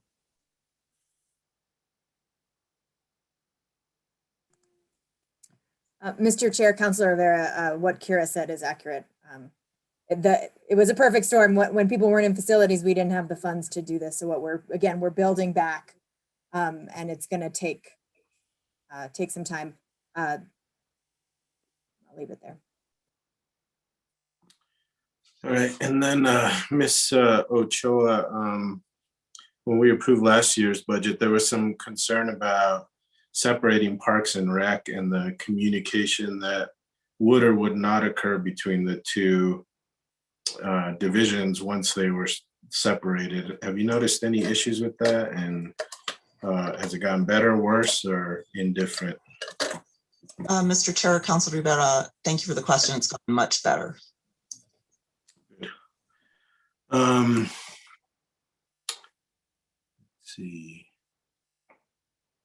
I think that was it, Mr. Chair. So just wanted to clarify, I think the public and councilors heard that BC was going to open for sure. And I'm not sure that's quite the case. So just wanted to make that point. I mean, if it does, great, but it may not. So 3 facilities can open. One's going to have to stay closed under current situations is what I heard.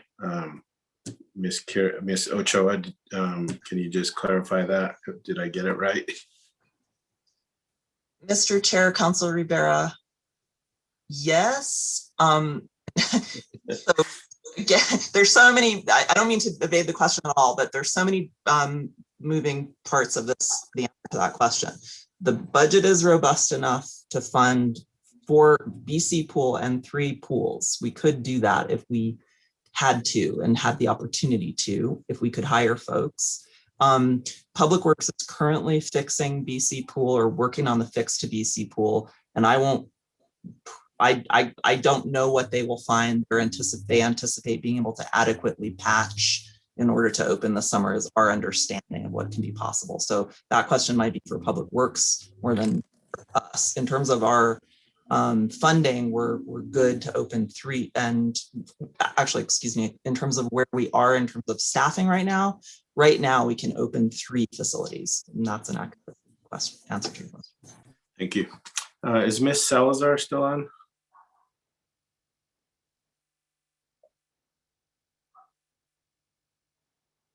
I'm here. Oh, there you are. Okay. Ms. Salazar, so I had heard from previous lifeguards that were, again, young people that had come back from college, that the reason they didn't apply for the city or work for the city was not only the pay, but the drug testing that was required under it. And now that cannabis is going to be legal, are we going to be able to look at that a little bit differently? And I don't want to get into an argument about whether it's good or bad. I just, are we going to look at that differently? Mr. Chairman, Councilor Rivera, that's a really good question. And we have already slotted some time to look at how the new legislation will affect some of our city policies. Currently, under the collective bargaining agreement, the swim pool lifeguards are considered safety sensitive, but we are currently evaluating how the new legislation will affect our policies. And there's, I understand safety sensitive, but even temp employees are considered, would they fit under the collective bargaining agreement, or is that not in the collective bargaining agreement? Mr. Chairman, Councilor Rivera, the temporary employees are not covered under the CBA. However, they would be treated equal to someone who is in a safety sensitive position if they're in the same classification. Okay, so that has more to do with safety sensitive than it does the collective bargaining agreement. Yes. All right, I would challenge us to look at that differently and see what we can come up with, because again, I knew at least 3 or 4 that went to work at the pool up on Casa Solana, and then the one here at the country club because of those reasons. So would challenge us to look at that a little bit differently. Thank you, Mr. Chair. Okay, so Councilwoman Romero Worth, and if you can maybe give us a motion after you ask your questions. Thank you, Mr. Chair. I do plan to make a motion, but I did want to address the tennis pickleball thing really quick. It's my understanding that we will be looking to the condition of our tennis courts and what we can do for pickleball in our capital budget. This is our operating budget. Am I correct about that?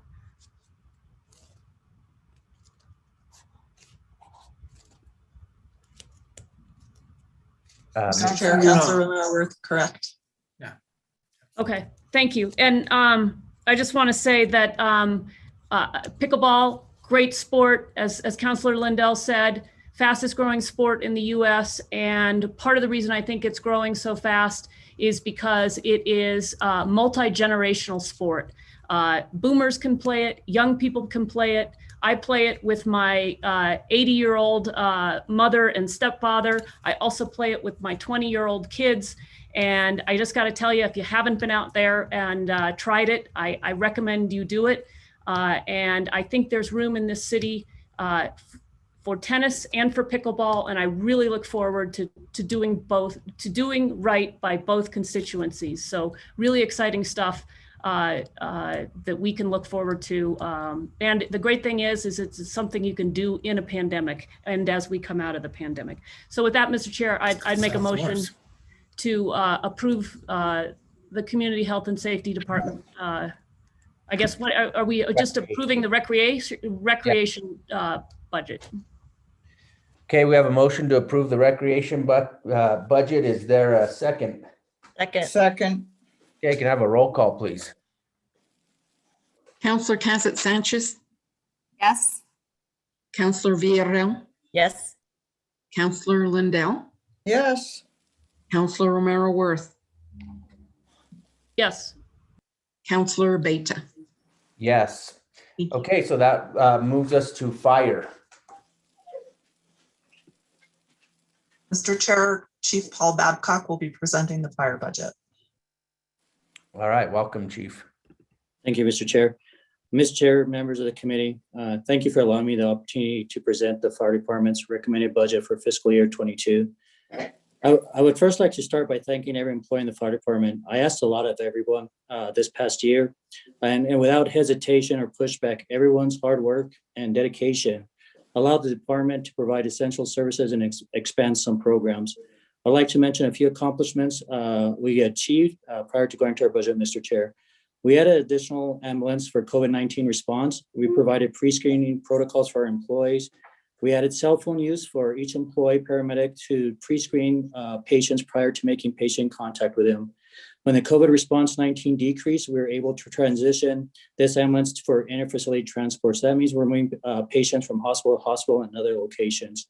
Currently, we're in the stage of moving soon to offering homebound vaccinations in partnership with the Office of Emergency Management and Christus St. Vincent's. We were also able to provide, to purchase ventilators, infusion pumps, and pulses CPR mechanical devices with CARES Act money. We are also participating, Mr. Chair, and members of the committee with COVID-19 testing, vaccination clinics. We were able to utilize Fire Station number 9 as a drive-through test site in partnership with the Department of Health. The fire department is also able to sponsor 8 employees to attend paramedic school. This is a year-long commitment. And we also were able to partner with the public schools to share instructional hours for early college opportunity students at the Santa Fe High School. We were also able to continue assisting with homeless encampments, clean up, utilize Code Blue, and also grow that program. In the department, I was able to start a diversity committee to address the needs of our department, and we are working on creating a strategic plan and address the areas where we can improve as a department. With that, Mr. Chair, I'll go on to the budget and hit the bullet points. This budget is going to really benefit the fire department and the community as a whole. The first bullet point of $100,000 for fire equitable retirement. That's huge. So our shift workers were not able to report all 100% regular hours worked. Senate Bill 90 that passed the legislature and the governor signed. This is going to help our firefighters that do shift work receive 100% of hours worked, regular hours worked towards their retirement contributions. $475,000 is the expansion of the alternative response unit. This will be the second unit that will, our first unit is rolling out on May 4th. The second unit will roll out sometime after the next fiscal year if this budget is approved. And we would hire additional case manager, supervisor, and additional EMS captain.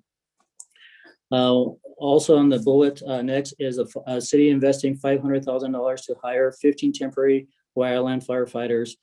We are in an exceptional drought condition right now, and these temporary employees will help us in our wildland division.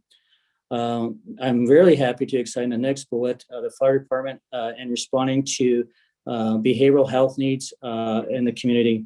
The city's investing $255,000. The bullet says $200,000 will cover salaries for an entire department to attend this 3-day training. And also, besides getting training on behavioral health for the community, the city and the fire department is also investing on peer support group.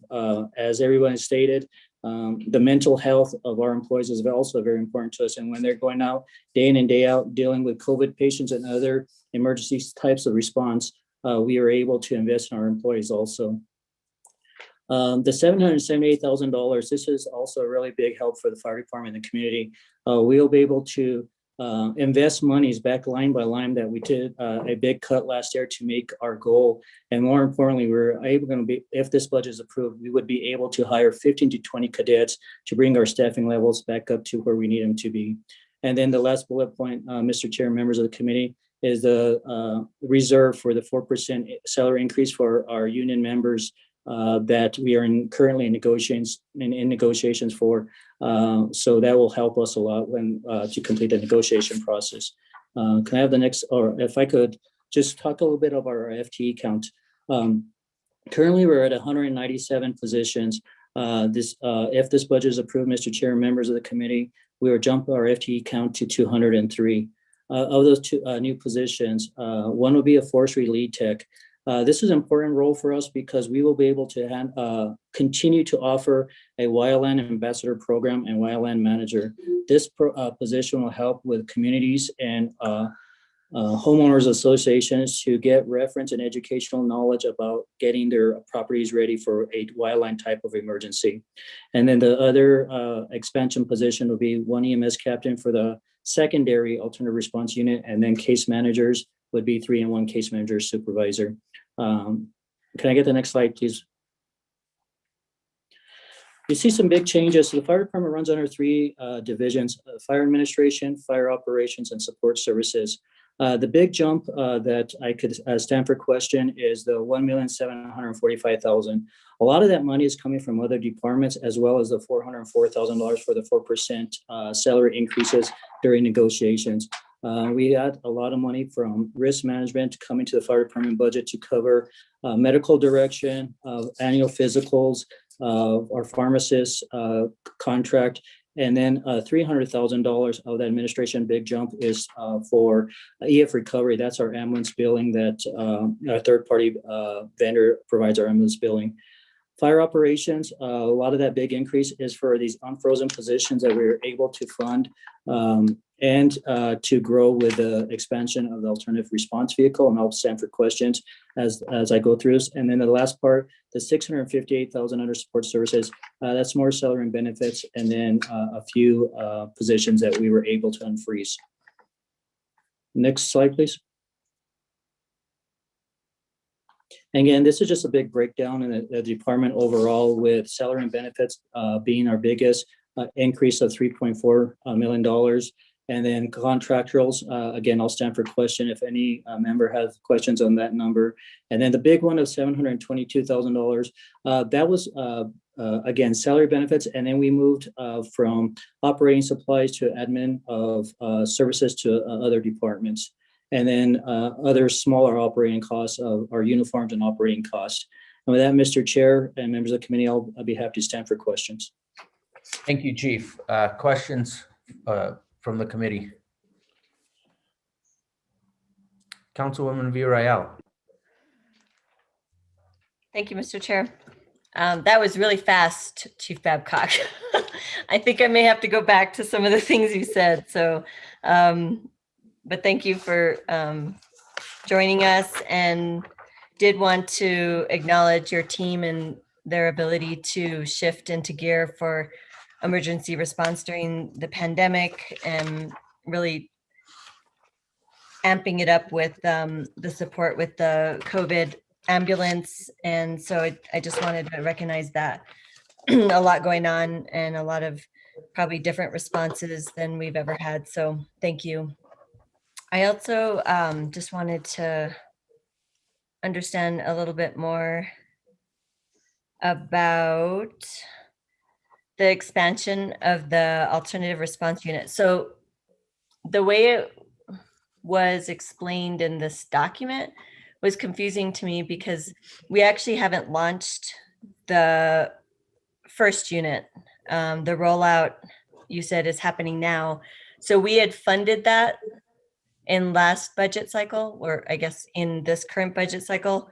So is that what you're considering, the utilizing the funding from last budget year for this rollout of the first unit? Mr. Chair, Councilman Villarreal, so you're correct. May 4th is a rollout of this first unit with this current fiscal year.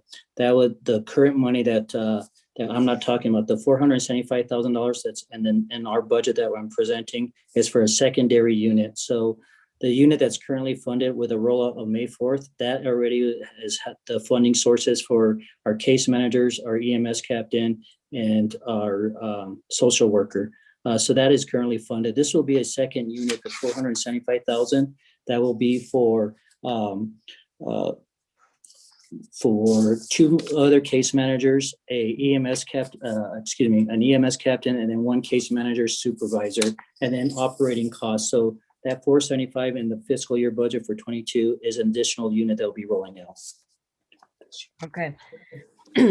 So.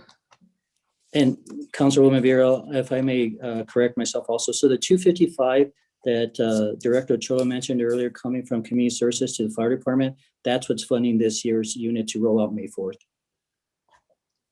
The 255 that was transferred from community services? For the current fiscal year, I'm sorry, there's a little bit delay. I apologize, Councilwoman Villarreal.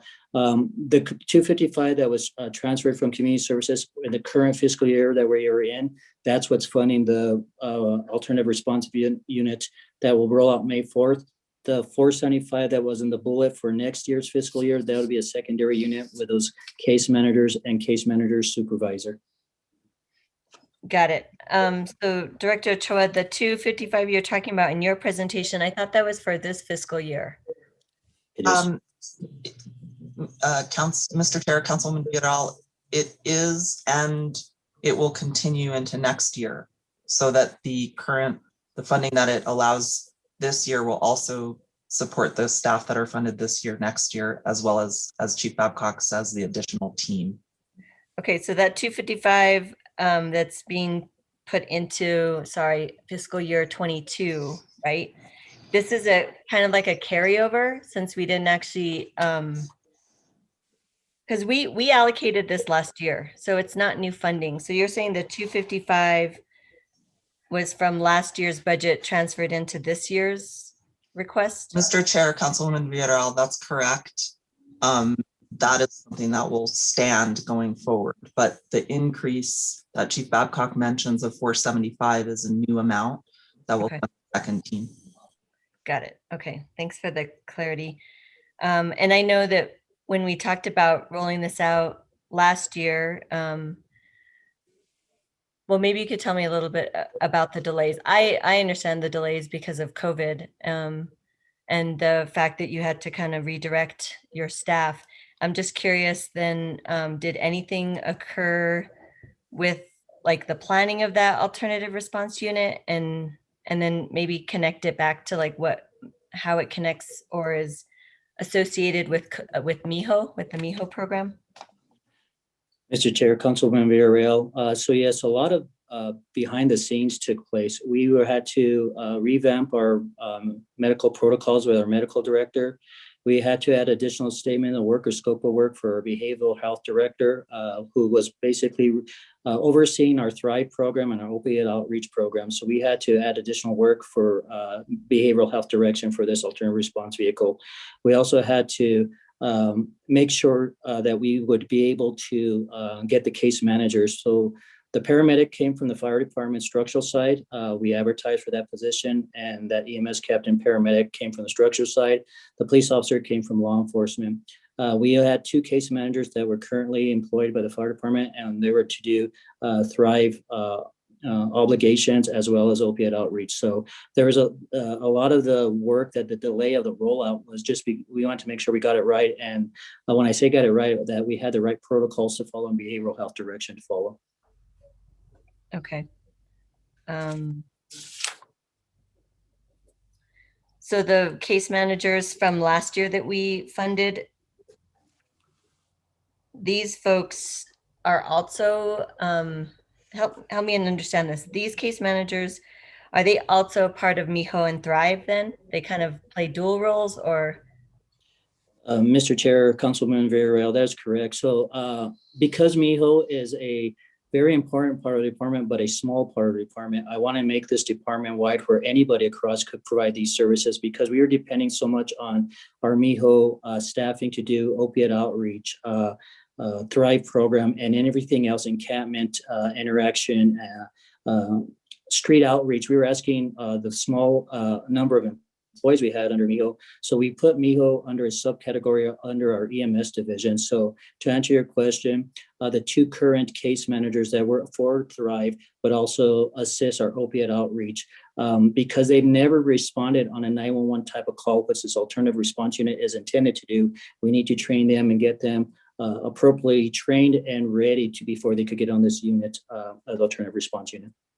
Okay, thanks for that.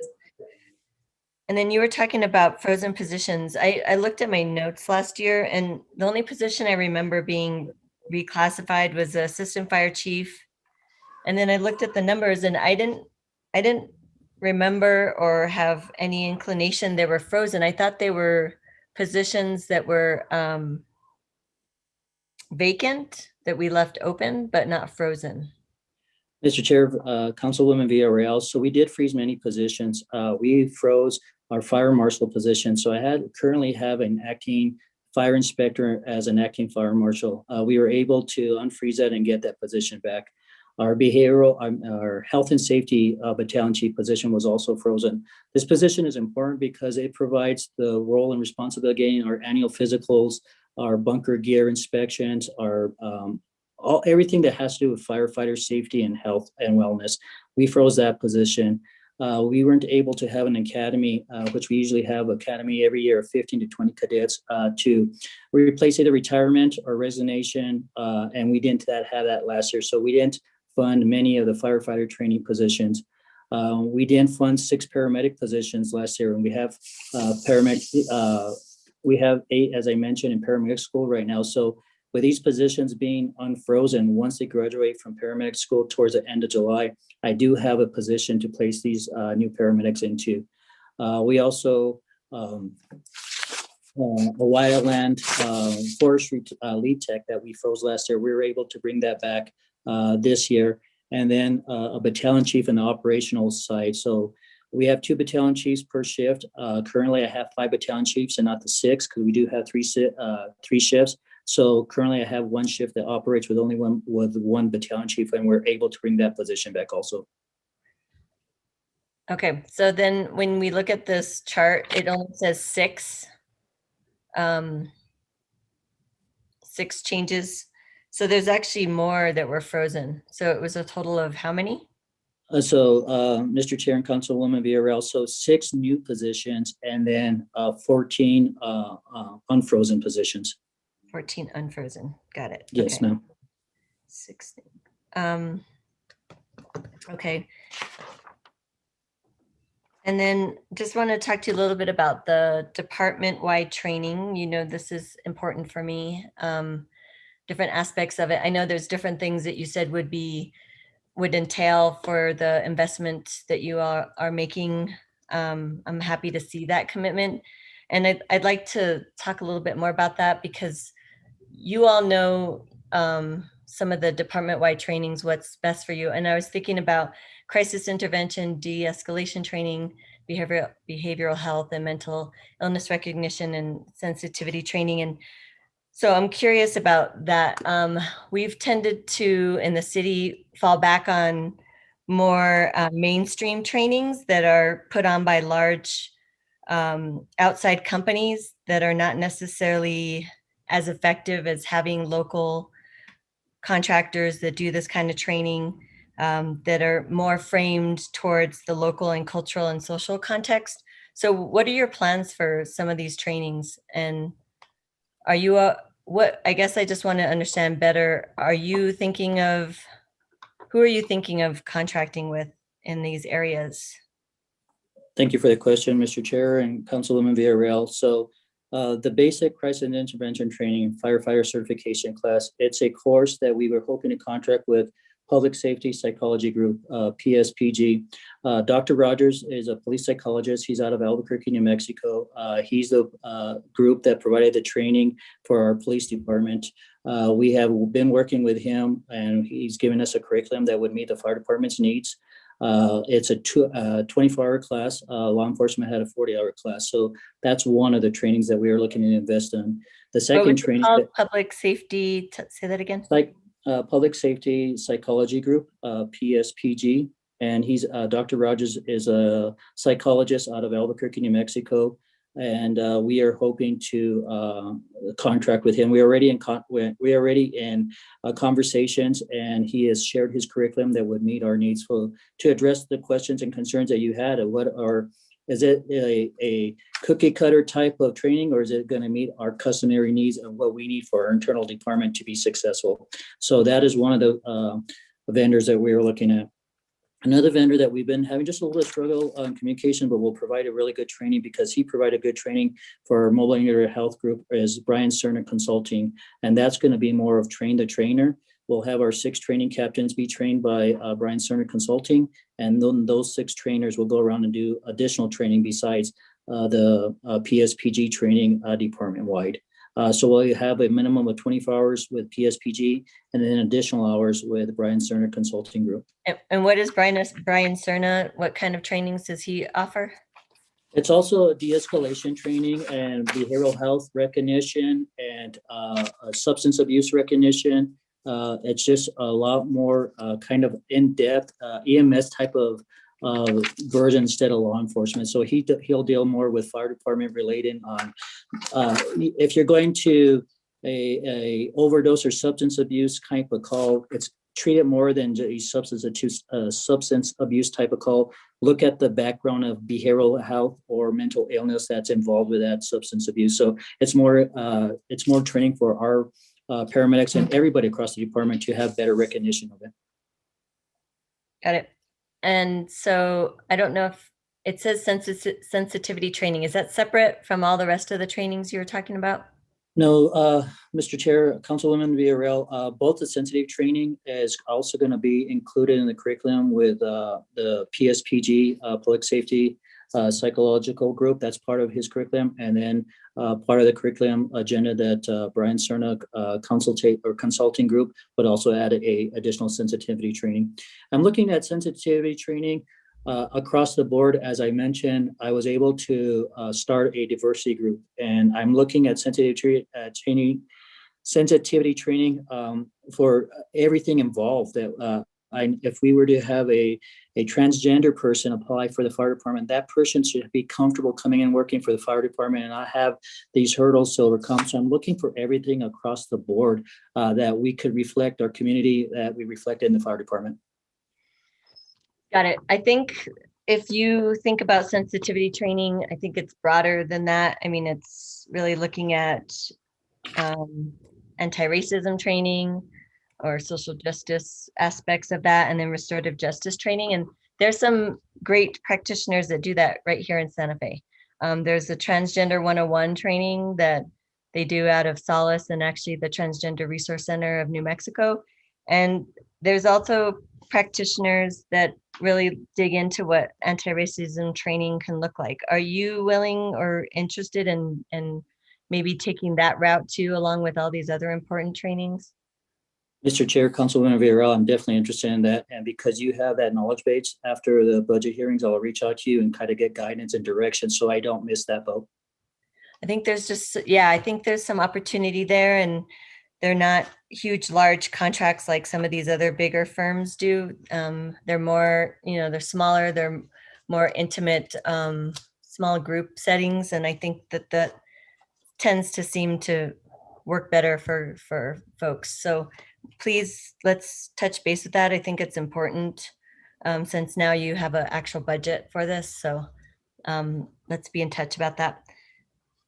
The other question I had was about, since you brought it up, the diversity committee. Can you tell us a little bit more about what they've been looking at and who makes up the diversity committee? Mr. Chair, Councilwoman Villarreal, thank you. Yes, so the diversity committee, I have 7 members. I have the 3 female firefighters that are part of our shift workers. They're part of the diversity committee. I have 1 paramedic and a paramedic captain. And I also have Rama Sosi, one of our case managers from Mijo. I also has invited, and she has accepted the invitation to be part of this committee that's been going on for the past year, is former Chief Barbara Solis. She's also in the committee. The committee is looking at many different aspects. Retention and recruitment, one thing.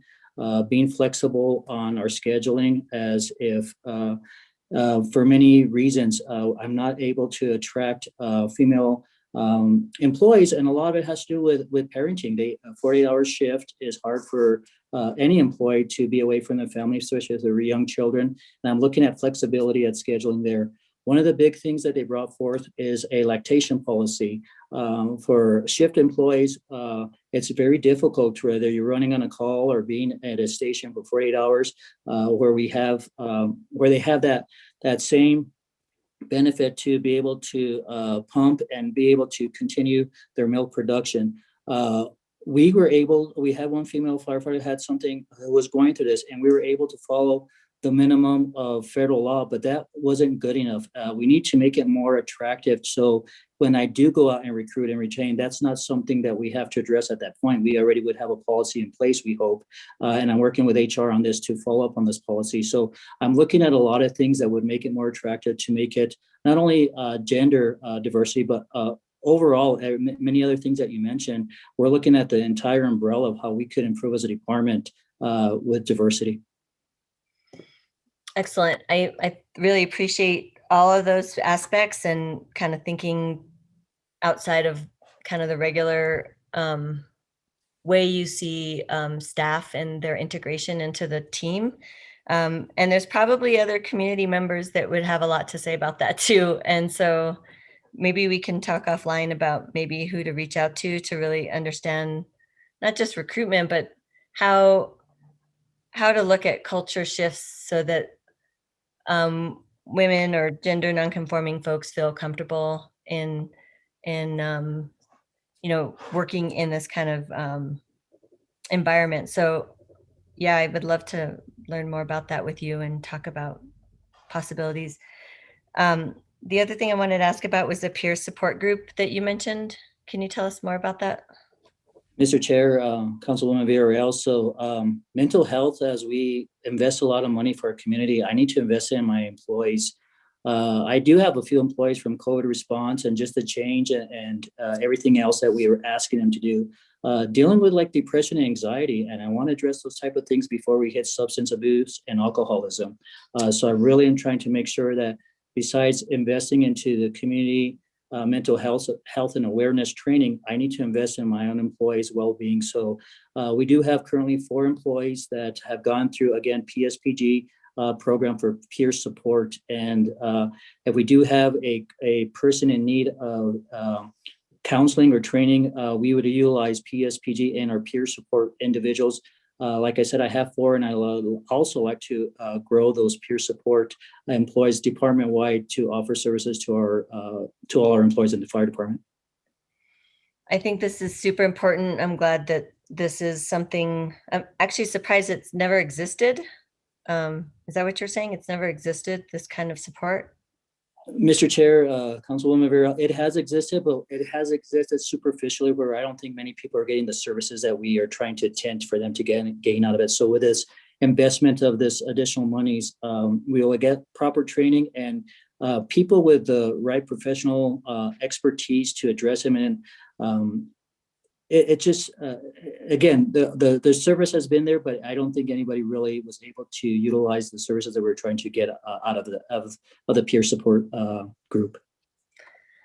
Yeah, I think that's a really important piece to the work of the team. And there is probably some shame around that. And I think it's important to acknowledge the work you all do is very, I think it's stressful. And so to be able to address depression and anxiety is, I think, number one, really important. So thank you.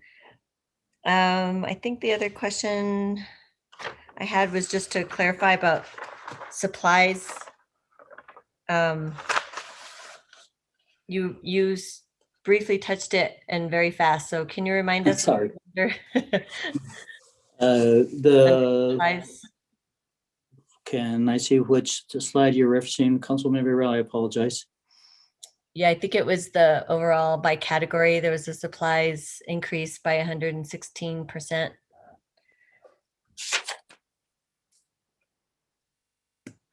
The 772. So what's that for? See. Yeah, what is it for? Yes, the difference.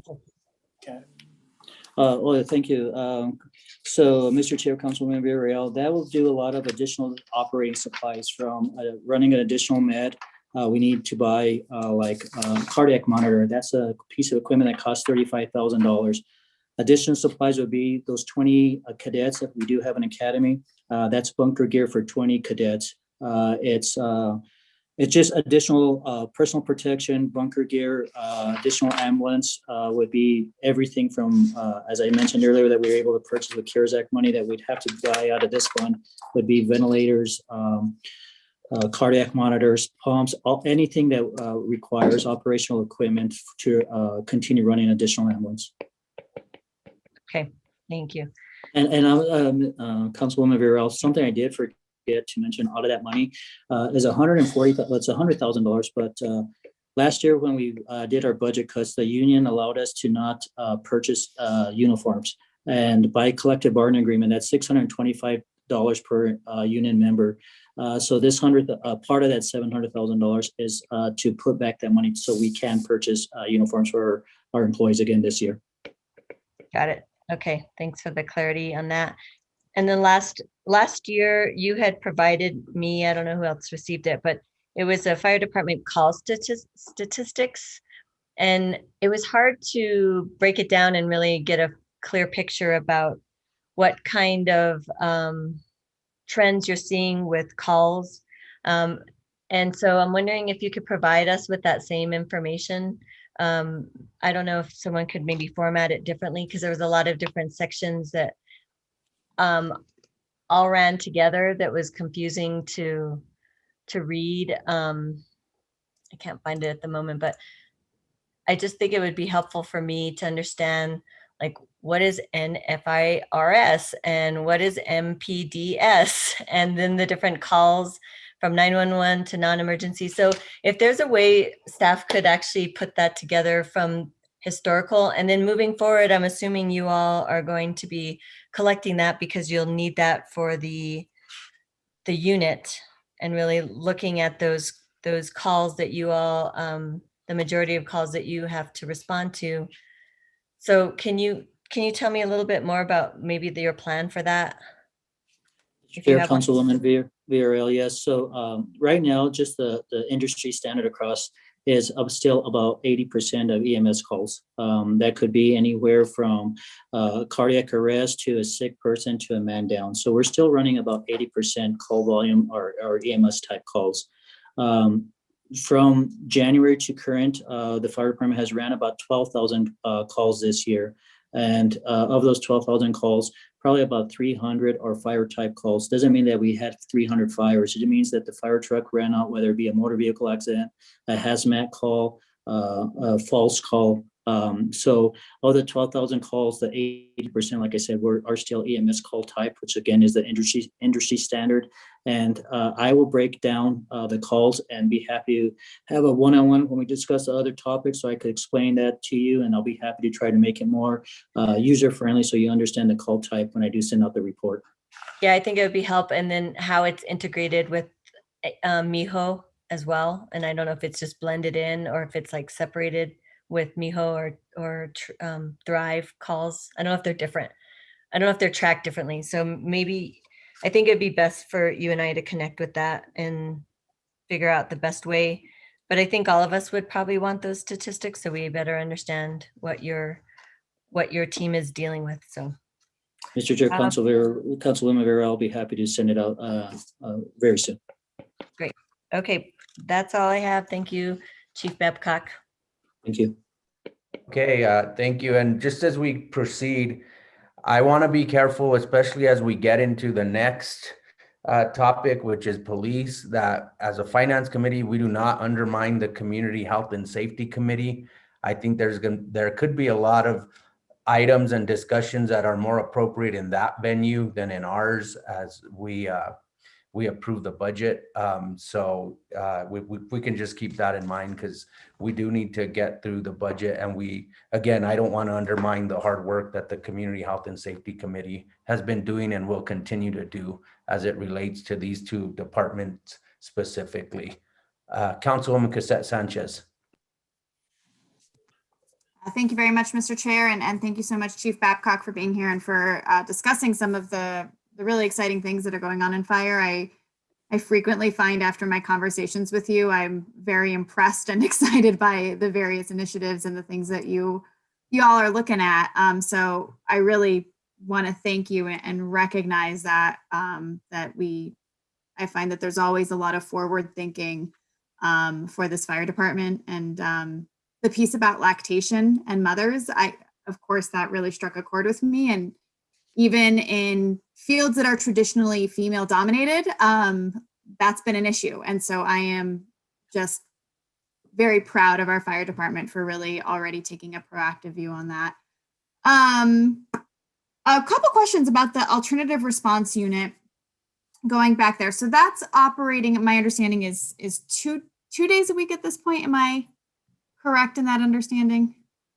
Mr. Chair, Councilwoman Cassette Sanchez, so May 4th is the rollout of that unit, and you're absolutely right. It'll be 2 days of the week, just for a short period of time, because the police officer does have a training that she has is mandatory that she will be participating in on Fridays. So it'll start 2 days a week, and then once the training is complete on both sides, the fire side and the police officer side, we will move out to more of a Monday through Friday type of, it could be Monday through Friday, or it could be Tuesday through Friday with 410s. And what we are looking at is peak hours of those type of calls. So we're going to be kind of flexible and not be so strict that it's going to be Monday through Friday or Tuesday through Thursday. As we go and roll this unit out, we're going to continue looking at data to see if we are responding to the type of calls and be kind of fluid where we are able to be flexible on the demand of that call type. Okay, wonderful. I think that really covered a lot of what I was asking. Was really, do we think that now I would assume it'll be 2 units when we expand it. If this budget is approved, we'll have 2 units that are acting. Mr. Chair, Councilwoman Cassette Sanchez, that is correct. We would have 2 units. Have a sense of whether or not that's going to be enough to serve the community needs based on what you've seen historically with the types of calls that this unit would be responding to? Mr. Chair, Councilwoman Cassette Sanchez, I don't think so. I think it's kind of like a banded fix. Even this first unit, it's going to take some time to figure out the kinks, and then more importantly, are we really making a difference on the call types that law enforcement is responding to or the fire department is responding to?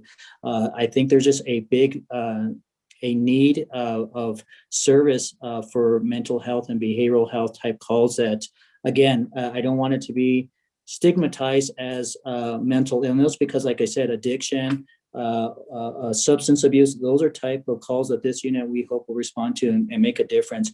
Besides responding, we're wanting to make sure that we connect these people to services. So that's also important.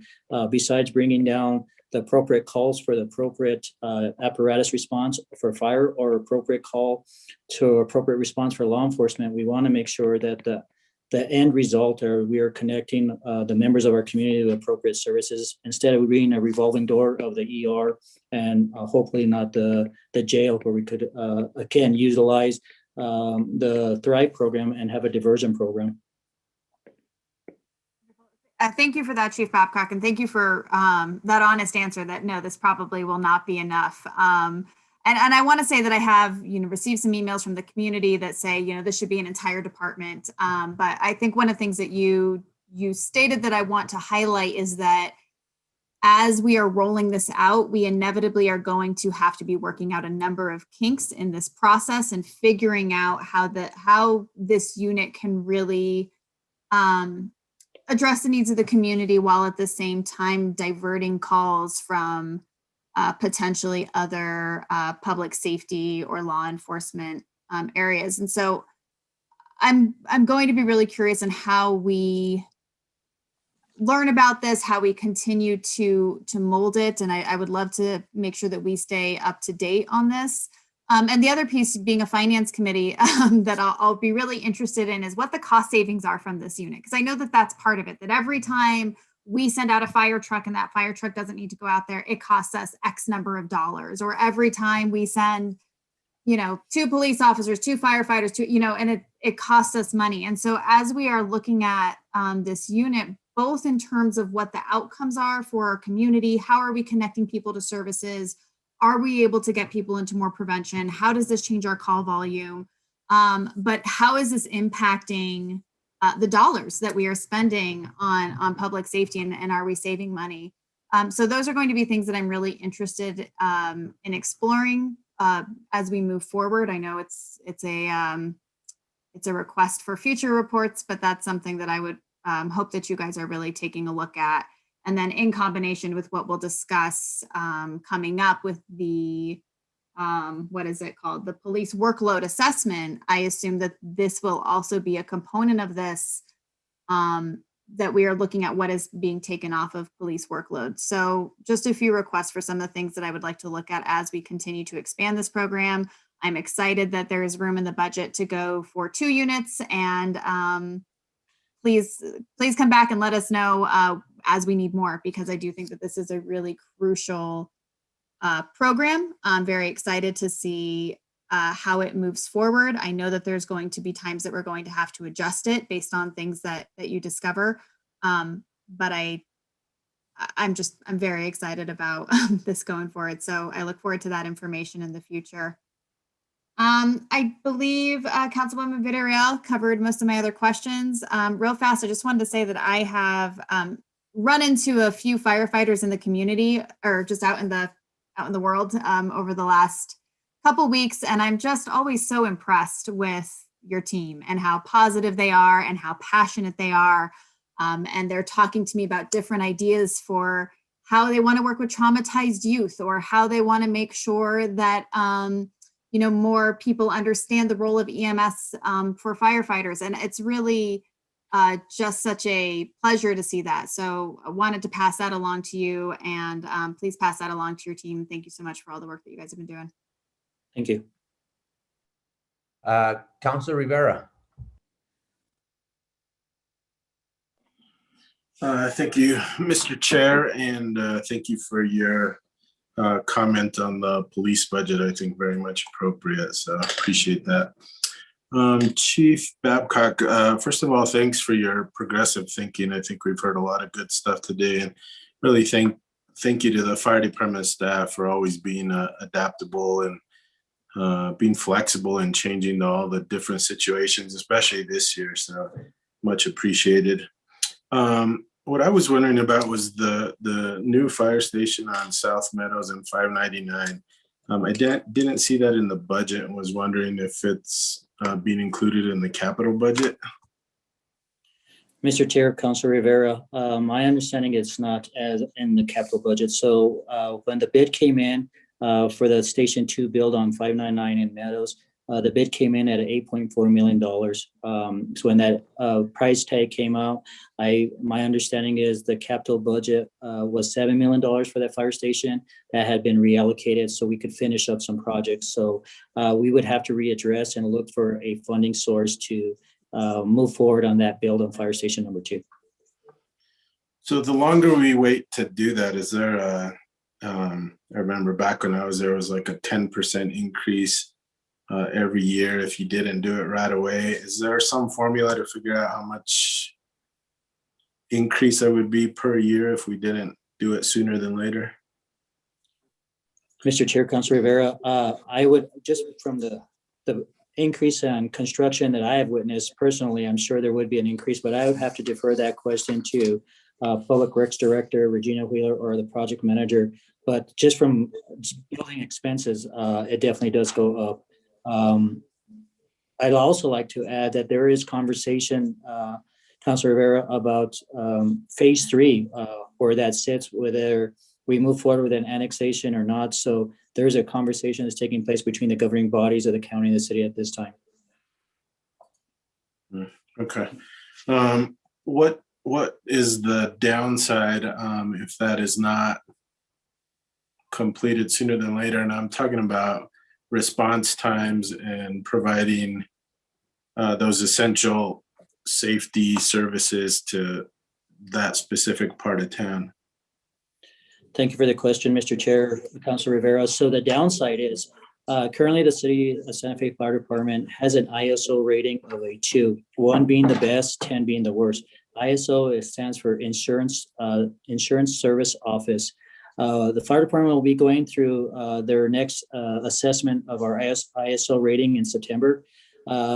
Because our response times could increase, we do have a mutual aid agreement with the county. We could go backwards on our ISO rating. I hope that's not the case because we have worked very hard to get to an ISO rating of 2. Currently, there are only 3 departments in the state of New Mexico that have an ISO rating of 1. One is Los Alamos, Albuquerque Fire, and Las Cruces. Santa Fe Fire is very close to getting that rating. We work very diligently to improve our weaknesses so we could come to an ISO rating of 1.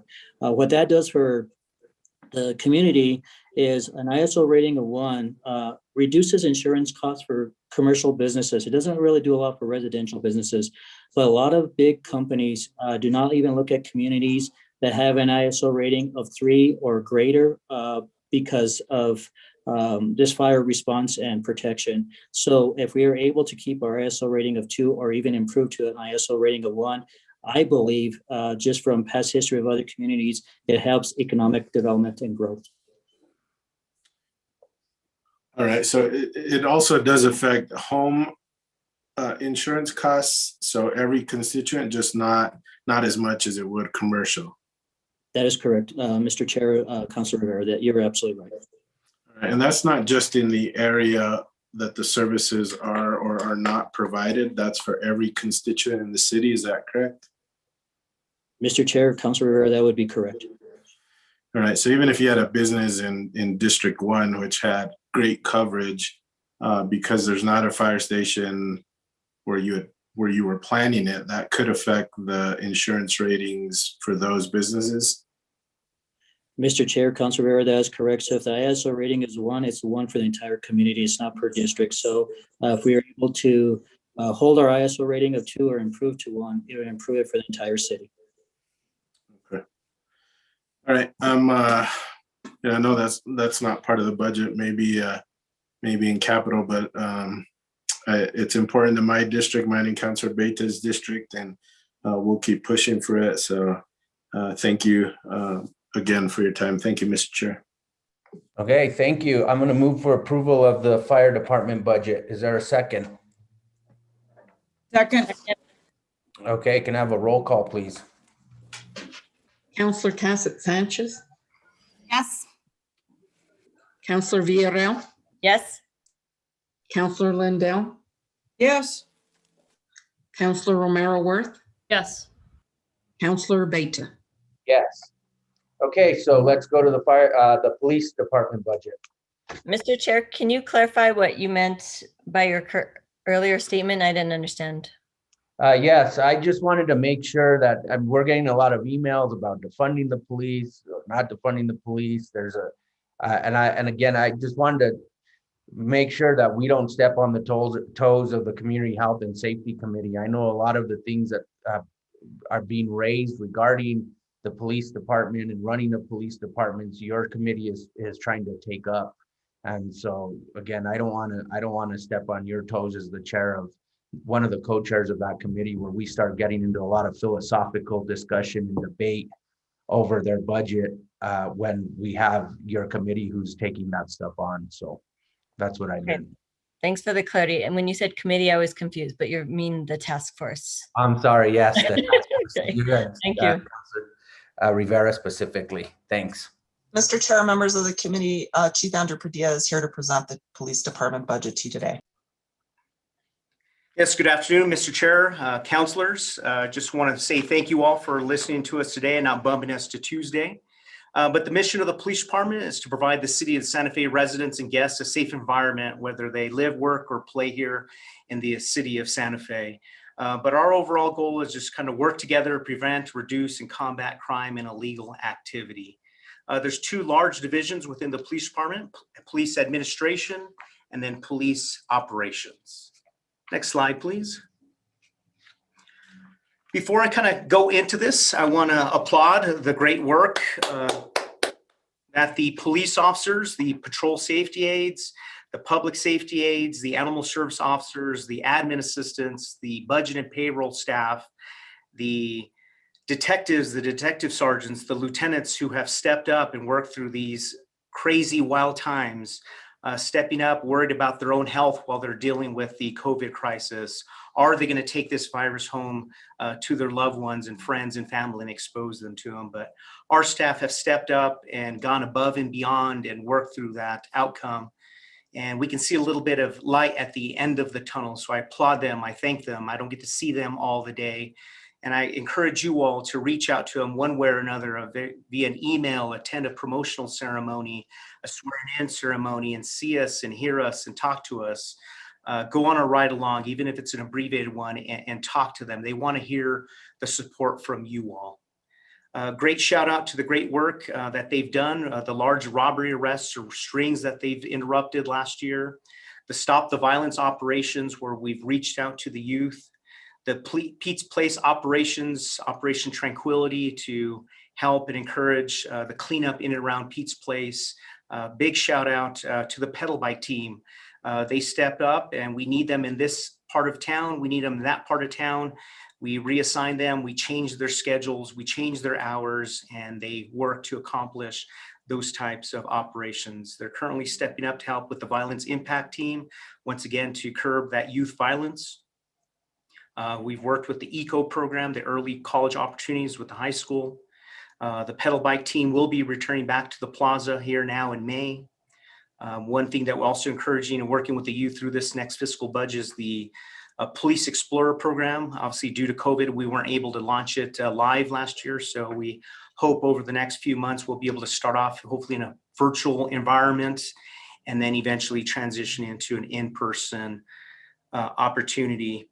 One thing that I'm going to step up and I'm going to challenge Councilor Romero Worth to a pickleball match, since we all got schooled up on that. So I'm going to have Deputy Chief Ben Valdez and our Police Community Relations Officer challenge community and anyone else that wants to step up of pickleball with a cop.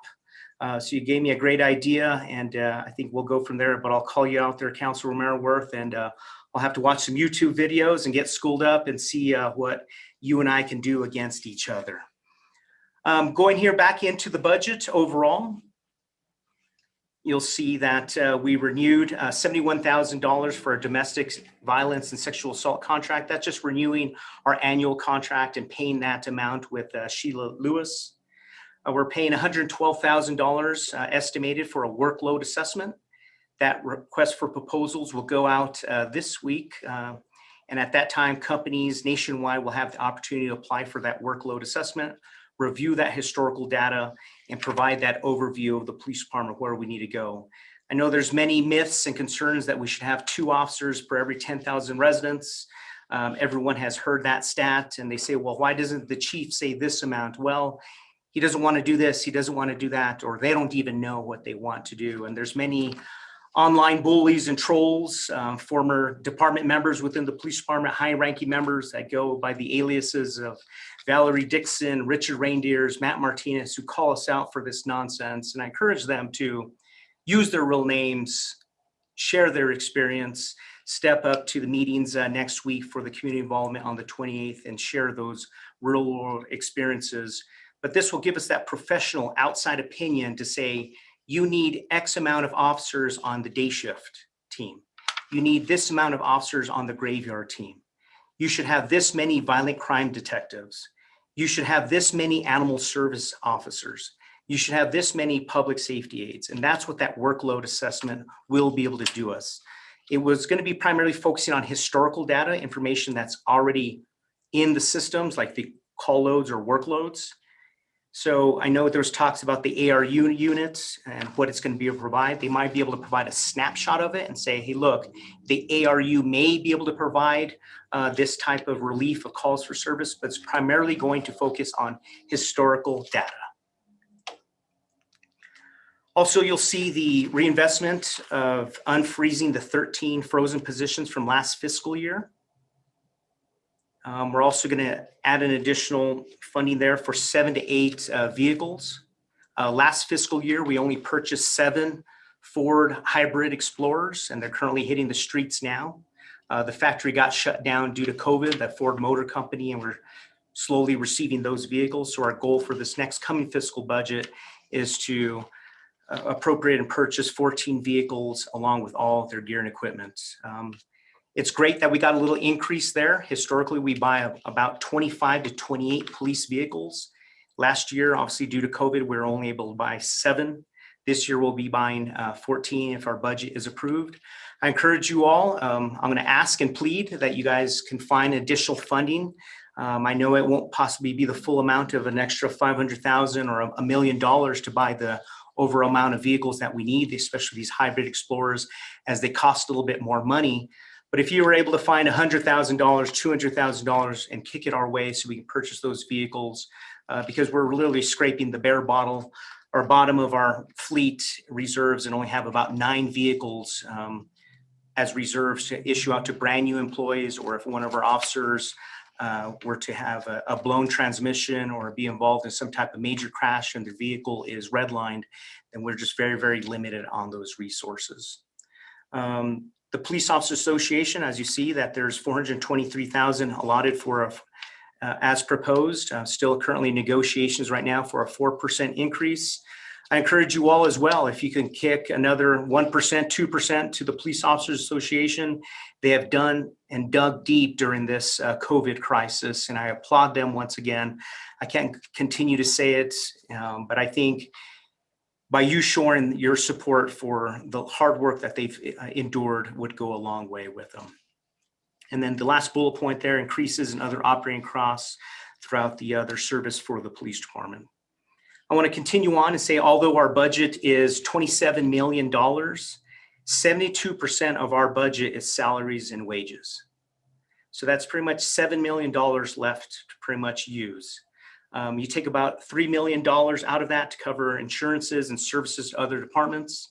And then it leaves us about $4 million to operate the police department, which is only 15% of that overall $27 million. I'll move on to positions. I know that's a topic there.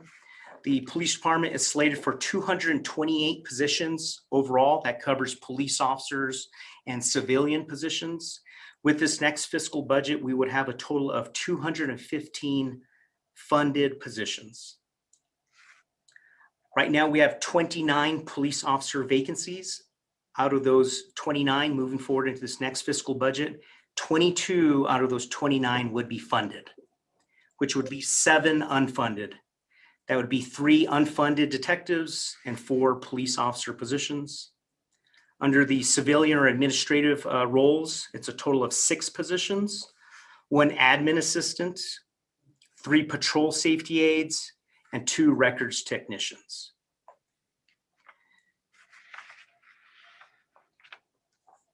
Continuing on, I know there's concerns and talks about out of all these positions, 6 are exempt full-time positions, and then there's 6 term full-term positions and 216 classified full-time positions. Out of our 140 police officer positions that are filled, 23 are females. 24 are females and 116 are male officers. So 17% of our police force are female, which is above that national average. And then going back to those positions, one thing that was not funded this year, which is possibly going to hurt us, and it currently is when some officers or sergeants or lieutenants enter into an early retirement contract, we have to move those officers into a placeholder position into one of our vacant positions. So as officers retire and take advantage of an early retirement contract, they're going to go into one of these positions and hold those positions. So what's that going to do? Although I'm saying we have 22 vacant funded positions moving to this fiscal budget, as officers retire, they're going to hold these positions. One thing that wasn't allocated to this year's budget, similar to what was in last year's budget, was the money that was allocated under the Human Resources Department to handle or transfer these employees into an early retirement contract.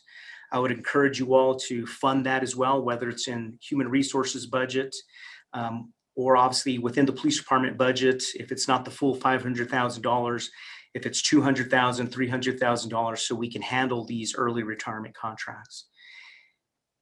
What's going to happen is eventually we may have to tell people, well, yes, you're qualified and we want to hire you, but we need to put you on a waiting list until we sort out, can we truly hire you? Because all of our vacant funded positions are possibly tied up with early retirement conditions or contracts all the way around. And with that, I'll stand for any questions. Okay, questions from the committee?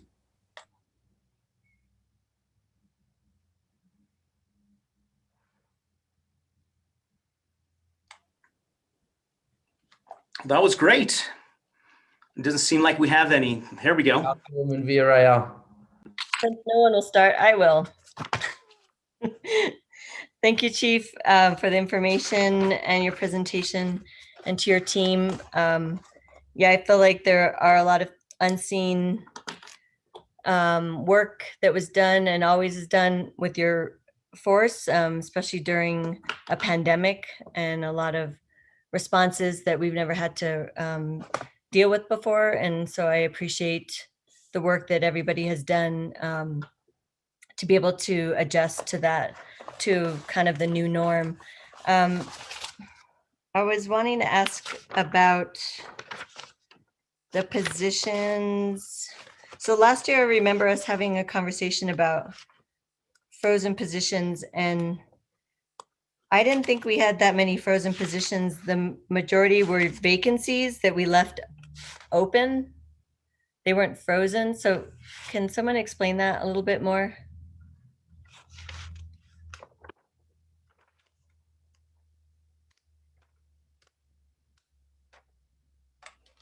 I'll break the awkward moment of silence. Mr. Chair, councilors, I was hoping to give an opportunity there for Ms. Lotero or Ms. McCoy to kind of cover and explain that a little bit. But yes, last year, like I said, this is the average that we've been seeing, at least 25 to 30 vacancies. But due to the pandemic, yes, we did have some vacant or unfunded positions. And then, like I said, going into that COVID crisis budget, we had about 5 positions that were funded from the top of my memory. But that number is constantly fluctuating, although we entered into the pandemic budget, as I call it, with 5 funded police officer positions. You know, some people decided to leave the police department and move on to other careers or other departments within the state or out of the state. So we had the opportunity, obviously, hire and put people into those positions as well. But we can always follow up and do a snapshot from last year positions to this year's and provide it to you so you can evaluate it. It would be helpful just because our conversation last year, we didn't freeze them. There were mostly vacancies. From my understanding, the majority were vacancies, but they were still funded. So I don't know if finance has a perspective that they can share about that, because I was looking at my notes from last year and there wasn't any indication that we were freezing positions. There was maybe a couple adjustments, but not to the actual majority of the staff. So, Mr. Chair, Counselor, we'll have Chief Padilla follow up with the funded and unfunded positions in his current budget, as well as what is funded and unfunded for next fiscal year. That way you have the complete picture from last year to this year. That's something the chief can provide. so is unfunded frozen? Not necessarily. Yeah, that's basically the same. Okay.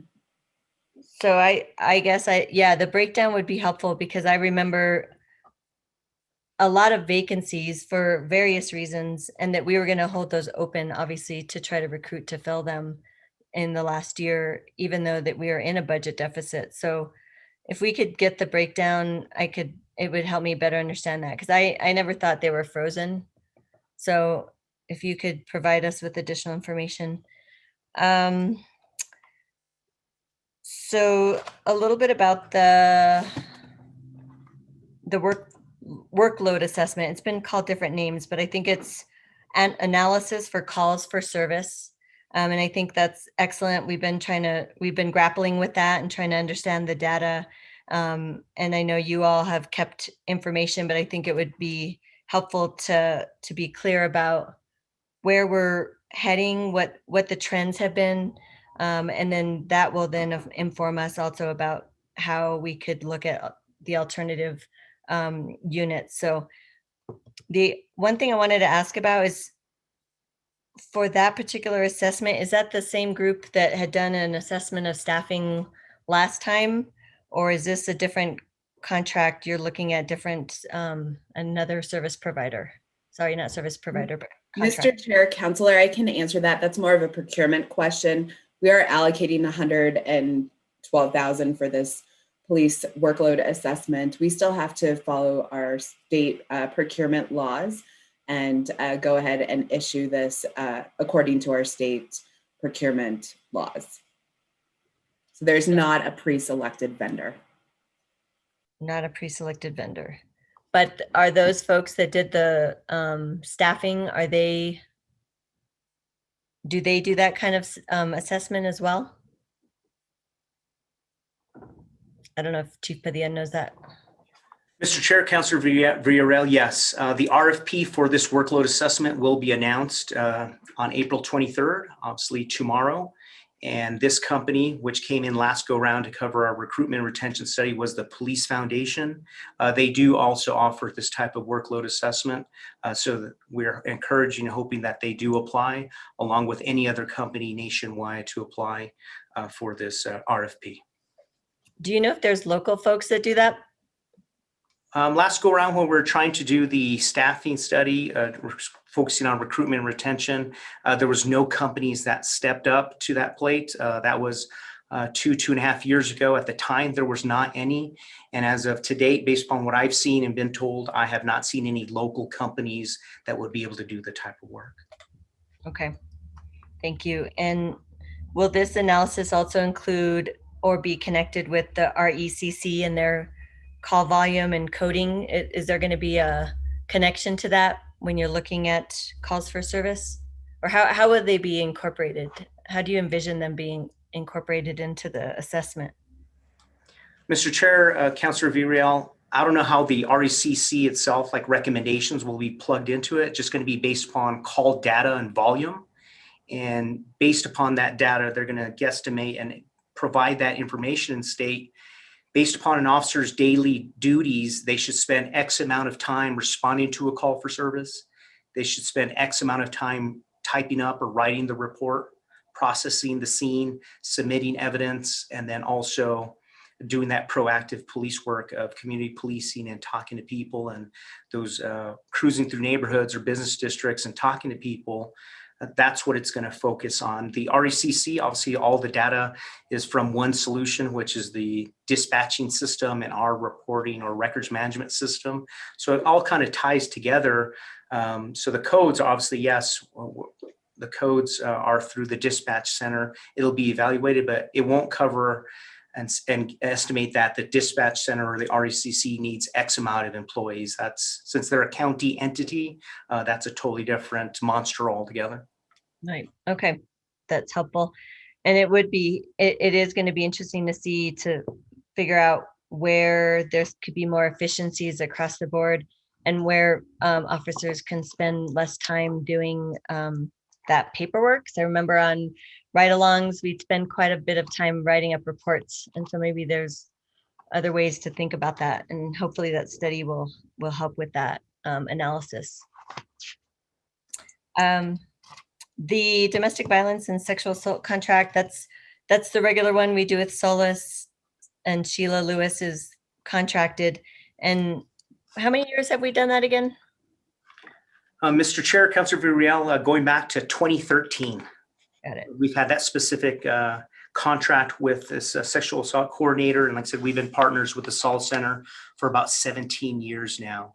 And going back to your previous point, I mean, we've all seen a police show or a movie over the years, and they run and gun and jump and cars explode behind them. And then they high five each other. They drink a cup of coffee. They go out to the club. They wake up the next morning. Nowhere along the way does it show the numerous hours of paperwork that come along with that. And that's what's left out of police movies. And a lot of our cadets or lateral officers that come into the police department don't realize, like, oh, wow, I didn't know I was going to spend so much typing up police reports. But there is dictation software. So hopefully, as we move forward through a mid-year proposal, we can hopefully do a little bit of dictation software where you would obviously, like, speak into a microphone, it would type it up, you would proof it, and then add that into the narrative or supplemental portion of the report. Thank you. That'll be interesting to see. And no, I haven't seen those movies that you're talking about, but they sound exciting.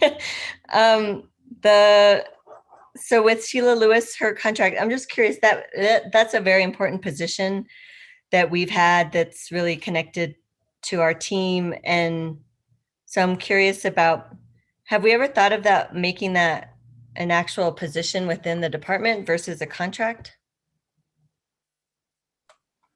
Mr. Chair, Councilor Villarreal, I know at one point prior to my time, we did have an individual within the police department was a domestic violence coordinator. I don't know what the ending of that contractor position was altogether, or maybe it was the combination that that person was leaving and Solace was able to step up and be there all under one roof with all the partner agencies that work out of the Solace Center and do it there. But I personally haven't been approached by anyone from Solace or been advised by the command staff here within the police department to say that I think that we need 1 or 2, 3 positions like this within the police department. I would be interested to think about that more as it relates to just reimagining our workforce. Not necessarily Sheila. I think it's good right now as like a contract because they have access to the services within Solace and other service providers. But it would be something to just flag of in the future. That's such an important piece to the puzzle of working with and trying to tackle issues related to public health and safety. So just want to mention that. Let's see. Were there equipment, other than vehicles that you mentioned, were there other purchases you anticipate this year that are under, I don't know if it's under operating costs or where it falls under, but equipment that you foresee you all will be purchasing in this coming fiscal year?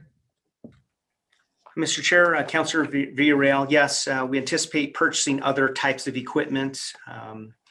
equipment that we can anticipate also purchasing is body armor. Our body armor that we wear has a shelf life of 5 years, warranty period. Then you got to rotate and exchange that or rotate that out. Other type of equipment that we'll have to purchase is a training simulator. Our current system has failed, so we have to purchase a new training simulator. It's just small purchases like that, but there's nothing on the radar other larger than that. There is going to be some repair and maintenance of fixtures. Our old records section there on Siringo Road, we have now moved our traffic unit, our public safety aides, and our pedal bike team to that office. So that office needs new cubicles, chairs, carpeting, the works package, pretty much just kind of get it up and running all the way around. We've also included funding in there as well to replace workstations, if there's additional tough books that need to be purchased, and then anything else that's here within the police department. Long overdue is the police signage on the building. The logos that's on the building itself are from, I think, from like 2000s, 2005-ish, when that type of logo was placed on the police vehicles back then. But we want to have an updated new signage just to kind of catch up with the times. And does that equipment needs, does that fall under other operating costs, or where does, or supplies? Yeah, we kind of have it under office operating supplies, repair and maintenance of vehicles. We have it under the law enforcement special revenue account, police operations. Okay. Let's see. The other piece was, I think all of us had increased calls this year. People were working from home or at home about animal services and the need for their support. And so I'm wondering about increasing, were there any increases in staff for animal services team? Mr. Chair, Councillor Villarreal, animal service officers, we've always been slated for 8 of them. Like I said, just last year, just to resignations, people transitioning, we had an animal service officer transition to police cadet. So that was a good stepping stone or career ladder move. But we have 7 of them filled. And right now on the books, we have 1 that moving into this next fiscal year that will remain, excuse me, let me look at it here again. Actually, we would have all of them returning back based upon those 13 positions that we are refunding this next fiscal year. So they've always been slated for 8. So we have to advertise and fill 1 of them. So I think we can all agree that we acknowledge that public safety aides and animal service officers do a great job and support the police department and support the community. And I think this workload assessment for whatever company comes on in is probably going to say that we need probably 10 to 15 public safety aides. We need 15 to 20 animal service officers just to kind of cover the needs of the community and be proactive and ensure people are following the rules and ordinances as it regards to animal services. Got it. Yeah, I think that'd be helpful to know. It seems like, well, there were restrictions, obviously, because due to COVID, that they couldn't necessarily make certain calls or responses in person, but it would be good to see how that's going to be possibly increased. Is 8 officers the normal number we have for animal services officers? Is that?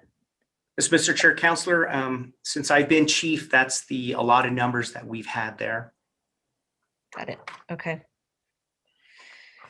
And then just last question. I think you and I have talked about this other times in the past, and my commitment to thinking about how we can utilize social workers in your work.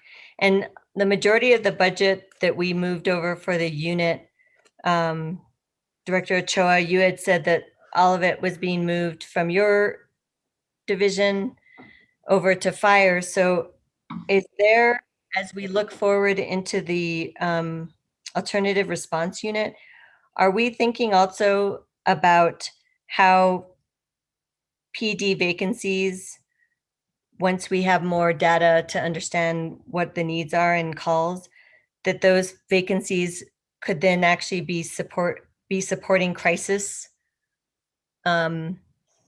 individuals, people, case managers, or social workers? Mr. Chair, Councilman Villarreal, yes. So in this case, we didn't move any of PD to the alternative response unit funding, correct? Mr. Chair, Councilman Villarreal, correct. Think that the pilot year really for the alternative response unit is an important one to really understand, as Chief Babcock mentioned, impacts on call volumes overall. We want to ensure that we don't short public safety in any, both for the team and as a whole. So we'll learn more after this year, and I think next year we'll have more data to make. And also, I think the Community Health and Safety Task Force can make some of those recommendations, and the governing body can make some of those policy decisions. Right. Yeah, I think in general, thinking about trends that are happening across the country, and it's really wanting to be supportive of the police force so that they are not having to be in reactionary mode with limited resources to do their job. And it's not fair to them, and it's also not fair to the public. So these issues of like ways to look into a different kind of era of public safety, it's definitely not personal. I just want to reiterate that it's not personal to the folks that have committed to the job. I think it's just really wanting to be able to support everybody so that they can do their job well, and they also can have other alternative methods to be able to look at things that they don't have to deal with anymore that really aren't their job and expertise. So we say that a lot of times, but I just want to reiterate that none of these, the cultural shifts that we want to think about as it relates to this budget and into the future are not personal. So, and that we appreciate all the work that you all do. And I think I'll stop there. I don't think I have any more questions about the budget specific. Thank you, Councilwoman Villarreal. Is there a motion regarding the police department budget?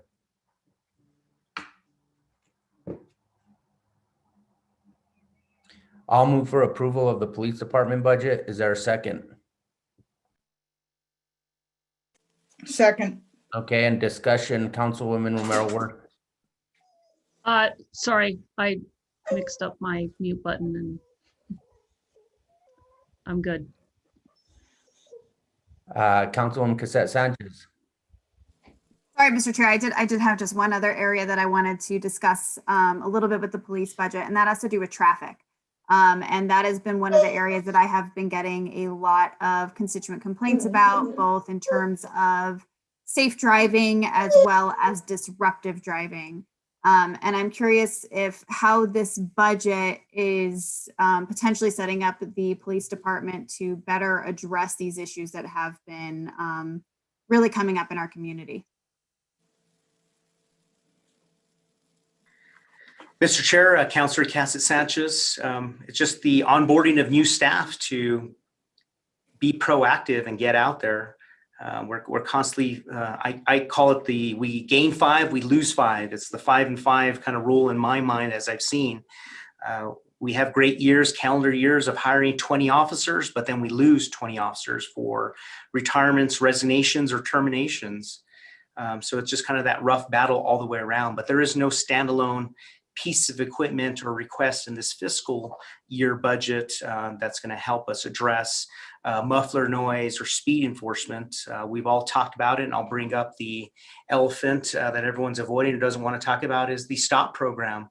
That is how we address these city streets with that type of device. And I know people don't want to go there yet. But that allows the officer to be proactive and focus on red light violations at intersections where you can't have those red light cameras. But these traffic devices with the STOP program, that device can be on these types of roadways 24/7 to be a deterrent. And the fee is very minimal. I know it's still tough for some people, and we're working out if community services or community service can be incorporated into or not. That's something that we're clarifying, and we're moving through it. So it's not just 1% dead in the water. Deputy Chief Ben Valdez and his staff are still working on it behind the scenes. It's just who wants to take it up. Do we want to go there yet, or do we wait till after the election year? Thank you, Chief. And, I think that there were also some issues with the contract that we had questions on that we simply did not get answers on last time. So I do look forward to, continuing this discussion. And I do think just it brings up a little bit what you said about the police workload assessment with the, looking at historical data and that this alternative response unit can kind of show a blip in time.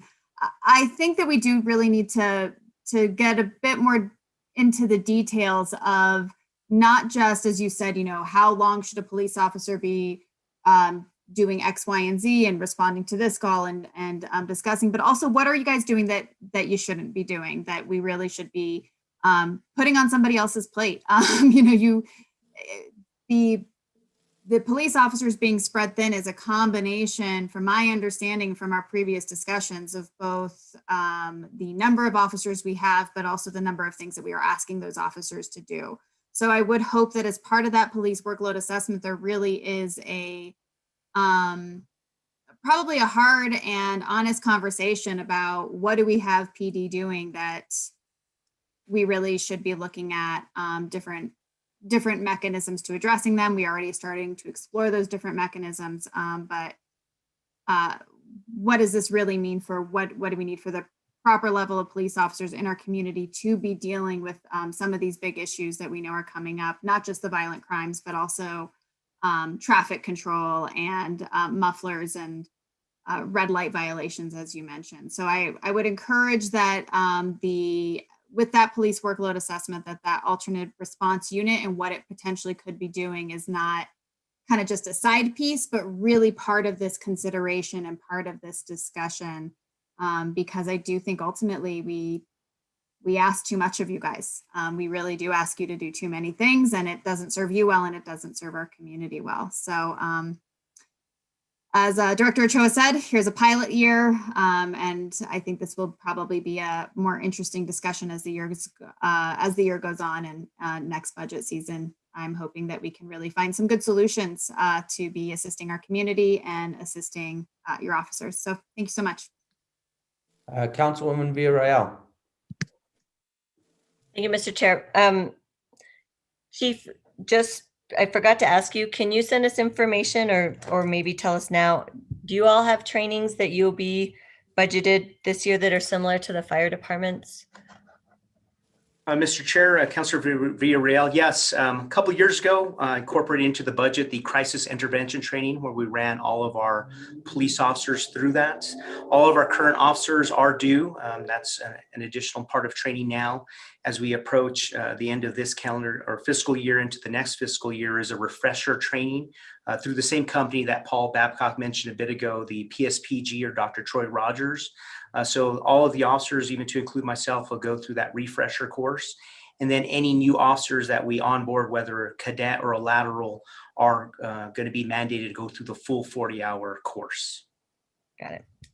So just crisis intervention, the anti-bias, the implicit bias, and the other trainings that you all had supported in the past, are those going to continue? Yes, Mr. Chair, Councilor Villarreal, yes, definitely continue. Department-wide, we did put everyone through implicit bias. Additionally, the City of Santa Fe's training. We've also gone through that through Police One Academy. Additional trainings, we've tried partnering with the community college. I won't mention the person's name, to try to kind of have that local curriculum. Last year, it sounded great. We were literally 98% there of rolling out the training with that person, but then they backed out of the contract all the way around, and they roll out with it just due to the climate that was scaring everyone. So hopefully now, as we move forward, other local vendors, or we may be able to reach out to that person again. And now that things have kind of calmed down and we see a little bit of light at the tunnel, we all know that change is good, and some people fear change, but It helps you self-evaluate and move things forward. And I think it's something that we need to bring in, and in person is the way to go. So we will reach out to that local person again and see if they're willing to come back in and teach it and think outside of the box and get people outside of their comfort zones. But any additional training that we can take advantage of, we will. As we saw towards the end of last year's calendar year, every company was coming out of the woodwork saying, we teach this bias training, we teach that bias training, and they're just trying to make a quick buck. So we're still constantly evaluating things and see what's the biggest bang for our buck is to bring this company or instructor to our location. We can easily send an officer to this course in this city or that city, whether it's in-state, out-of-state, and pay $300, $500 registration fee and get them there the time of driving time or lodging. But then you lose that. We need to think cost effective and bringing that instructor here and following the COVID safe practices, bring them to our facility and run 20, 30 of our officers and staff through that train. So that's something that we'll still continue to evaluate moving forward. Thank you, Chief. And I'm sorry to hear about that practitioner that didn't work out. There's actually other local folks that do the same training that may have more capacity. So if you want to touch base with me, I can give you some options. That'll work. I will. Thank you. Thank you. Okay, so we have a motion and a second. Can I have a roll call, please?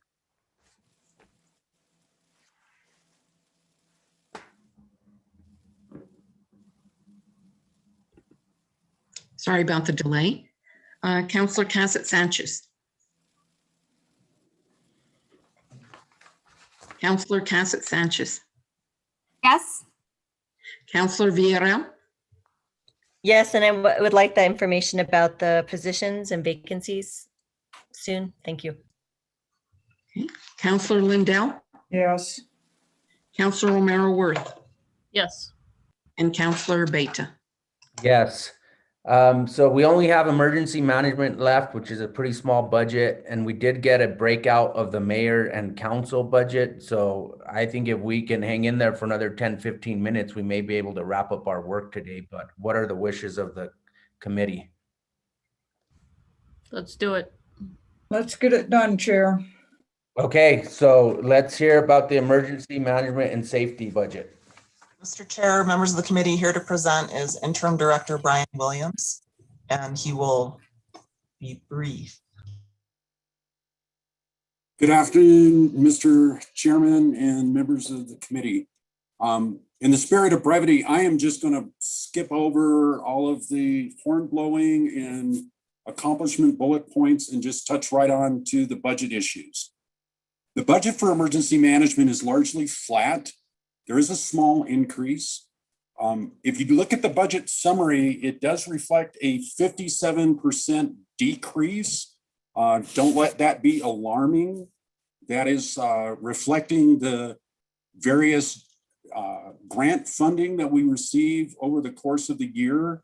And we will have more grant funding coming in from existing awarded grants, as well as funding coming in from newly applied for grants. The significant increase that we're looking for is funding an additional position in safety. This position will serve to primarily process the workman's comp claims in support of the safety office. And this will enable the primary safety officers to dedicate more time to the critical missions of inspections, investigations, and training. In addition, there is an increase for safety supplies, noting this is not COVID-specific supplies, but rather the standard kind of supplies that safety provides to departments on a regular basis. Hard hats, gloves, first aid kits, et cetera, et cetera. With that, I'll stand for any questions. Questions from the committee? Councilwoman Villarreal. Thank you, Mr. Chair. So just because this always comes up later on in the year, do you anticipate any Department of Homeland Security grants? Yes. You will all be applying for, and if so, what will be those items and equipment requests? Well, there's a set of traditional grants that the department has available to us. The Emergency Management Performance Grant, which only funds salaries, and we'll be taking advantage of that to get a little more help here in the office. The State Homeland Security Grant Program, which, as you're familiar, funded the acquisition of the robot, equipment for the police department, the canines, additional training. There is the Hazardous Materials Emergency Preparedness Grant. This grant primarily funds training for our airport firefighters. There are other grants.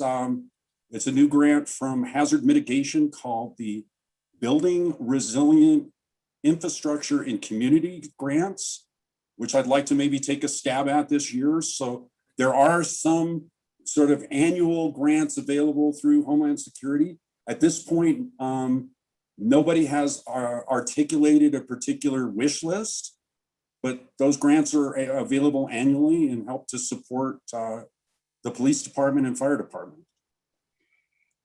So can you tell me more about the Building Resilient grant program? This is an evolution of an existing grant program that was once called the Pre-Disaster Mitigation Program. The funding was an annual funding to the states, which had it was basically a competitive grant. This, I think, is kind of an exciting opportunity because the grant program would allow us to do mitigation projects. It does fund planning, but that happens to be sort of the hot potato that everybody wants the money for. So we're thinking about how we can get some planning done within another project. That said, BRIC has a focus on, for example, natural solutions. So instead of building a concrete riprap on the side of a river channel to stabilize the river channel, you might be looking at installing a greenway. There's a whole bunch of interesting ideas of which I'll spare you the time at this point. We can perhaps talk offline that I'm kind of kicking around with the folks at Homeland to see how we can make that work for Santa Fe. Great. Okay. Thank you. Yeah, I'd like to learn more about what that entails. Are there any grants that you foresee that will be supporting military style equipment? The military program that I think you're thinking of was once referred to as the 1033 program. It's not really a grant program. It's it makes surplus military equipment available to law enforcement agencies.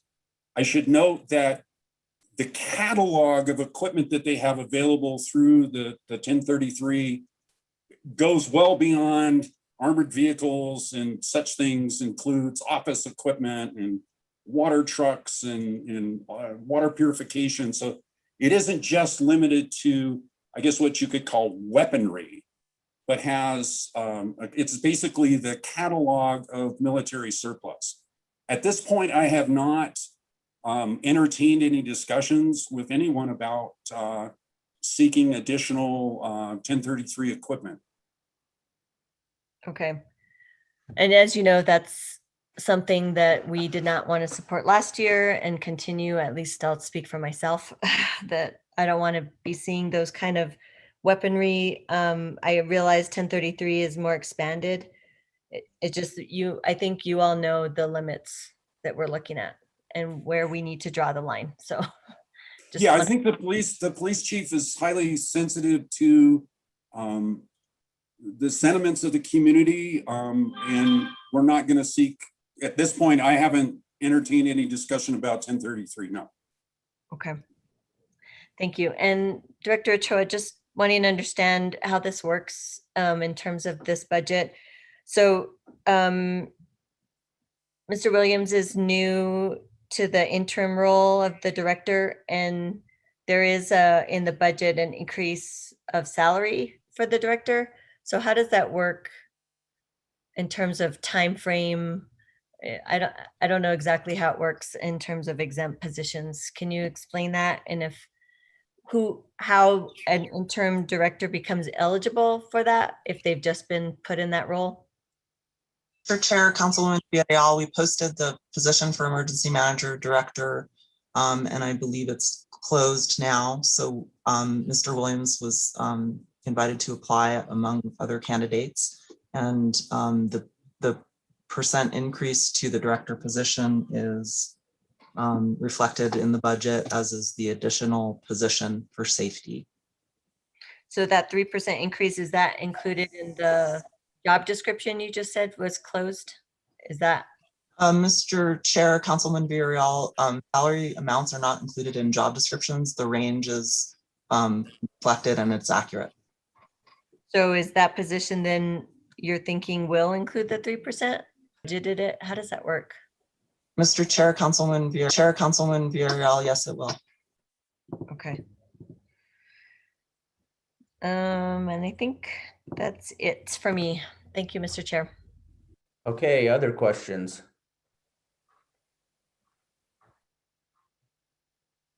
Is there a motion regarding the emergency management and safety budget? Move to approve. Second. Okay, we have a motion and a second. Can I have a roll call, please? Yes. Counselor Cassett Sanchez, Yes. Counselor Villarreal, Yes. Counselor Lindell, Yes. Counselor Romero Worth, Yes. Counselor Beta. Yes, and can I have a motion for regarding the community health and safety department budget? Move to approve. Second. Okay, can I have a roll call?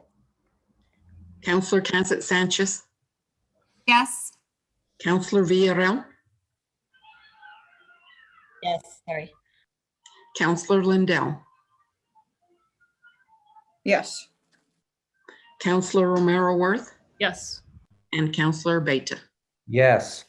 Okay, so that brings us to the mayor and council budget. We did get a detailed breakdown, specifically as it relates to supplies and travel per diem. For the city council, it's 20,000 in each category, which amounts to 2,500 per counselor. And there is no budget for travel in the mayor's office. Questions or a motion?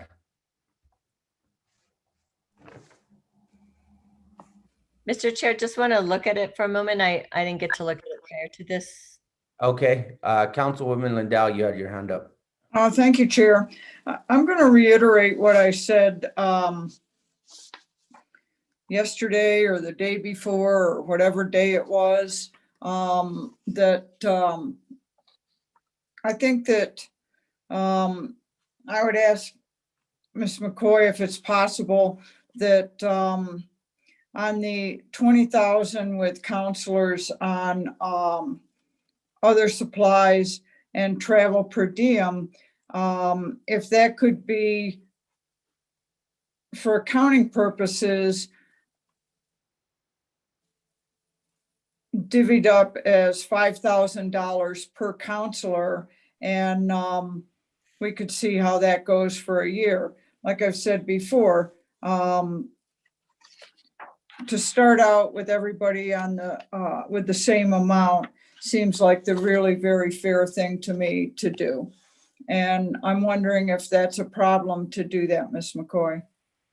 Mr. Chair, Councilor Lindell, that is not a problem. We have the ability to do that in our financial system.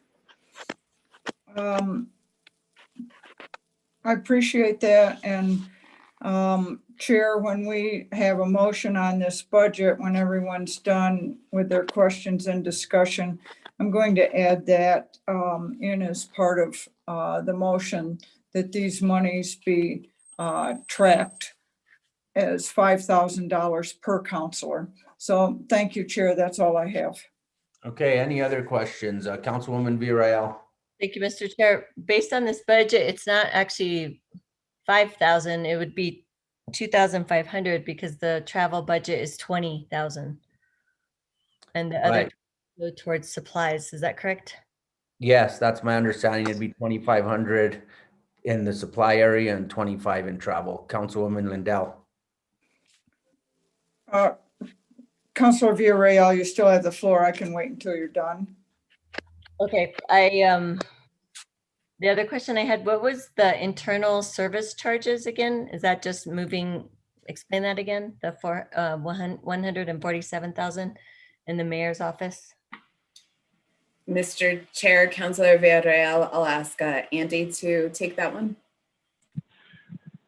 Yes, Mr. Chair, Councilor Villarreal, that is, as was discussed in the previous session on mayor and council, there is a very small, minimal amount in there for fleet charges. The vast majority of that is IT charges based on the number of accounts for the councilors, the mayor, the city man, or not the city manager, sorry, the councilors and the mayor.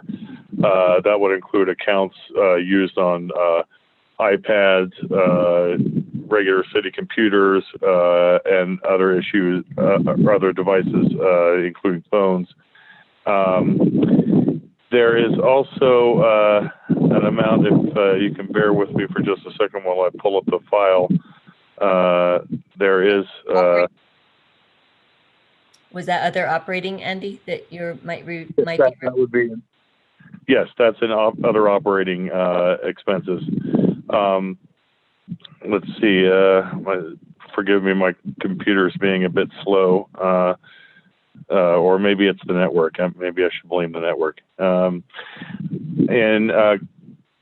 for mayor and council, there is an amount of $35,622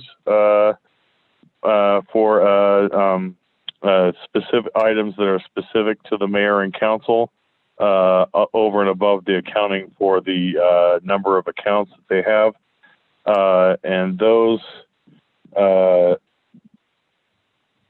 are for the CenturyLink shared network charges and Verizon accounts for the mayor and council. So what you're describing right now is the internal service charges, but you're saying other operating is that also what you just described? Because those are two different line items that I was trying to figure out what the difference was between those two. The service charges, Mr. Chair, Councilor Villarreal, that the service charges are included in the other operating costs, but it also includes items such as printing and publishing, advertising. So there are a few other minor amounts in there. Okay. Alrighty. I think that's it for me. Thanks. Okay, Councilwoman Lindell. Thank you, Chair. In looking at this, for the recommended budget, under other supplies, travel per diem, there's $20,000 in each of those. There's also a travel transportation $0 and a travel registration $0. My proposal is that that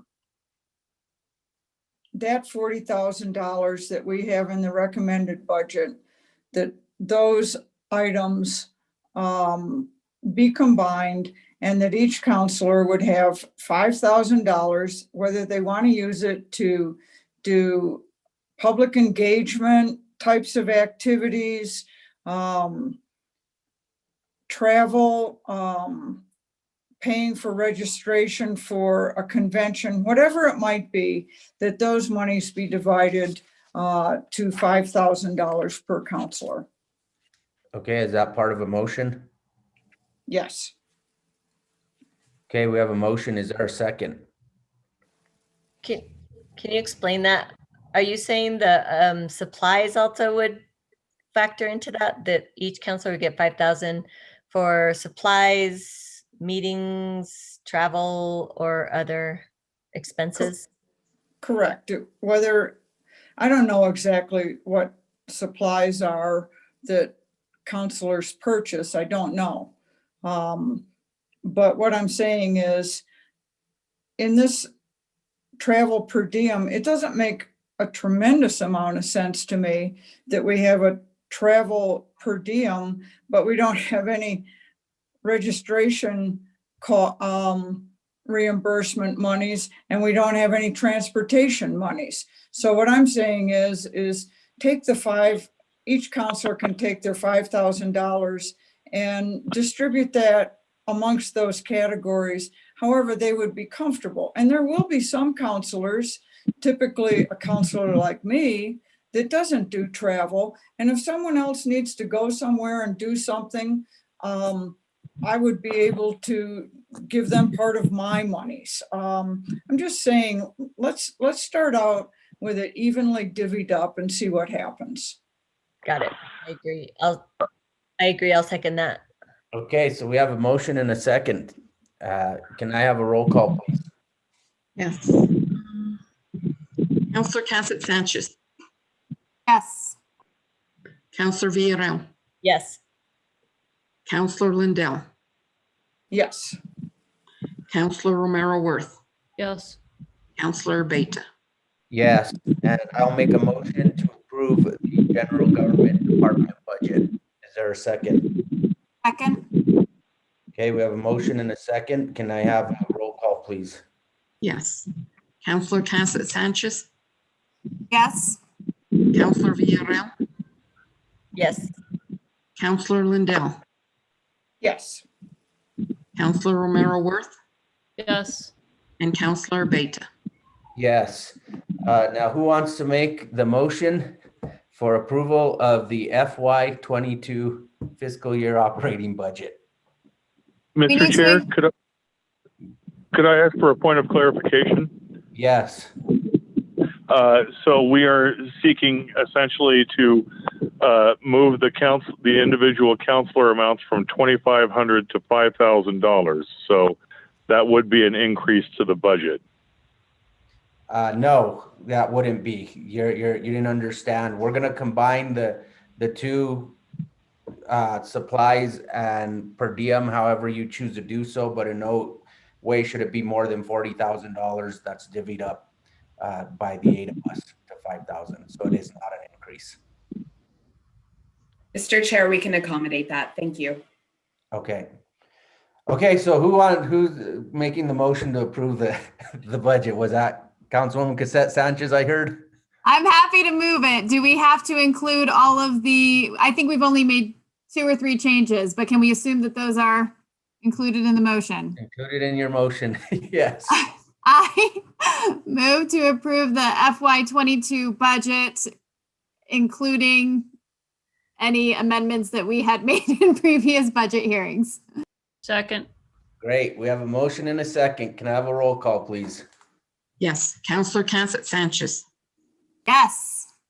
Counselor Villarreal, Yes. Counselor Lindell, Yes.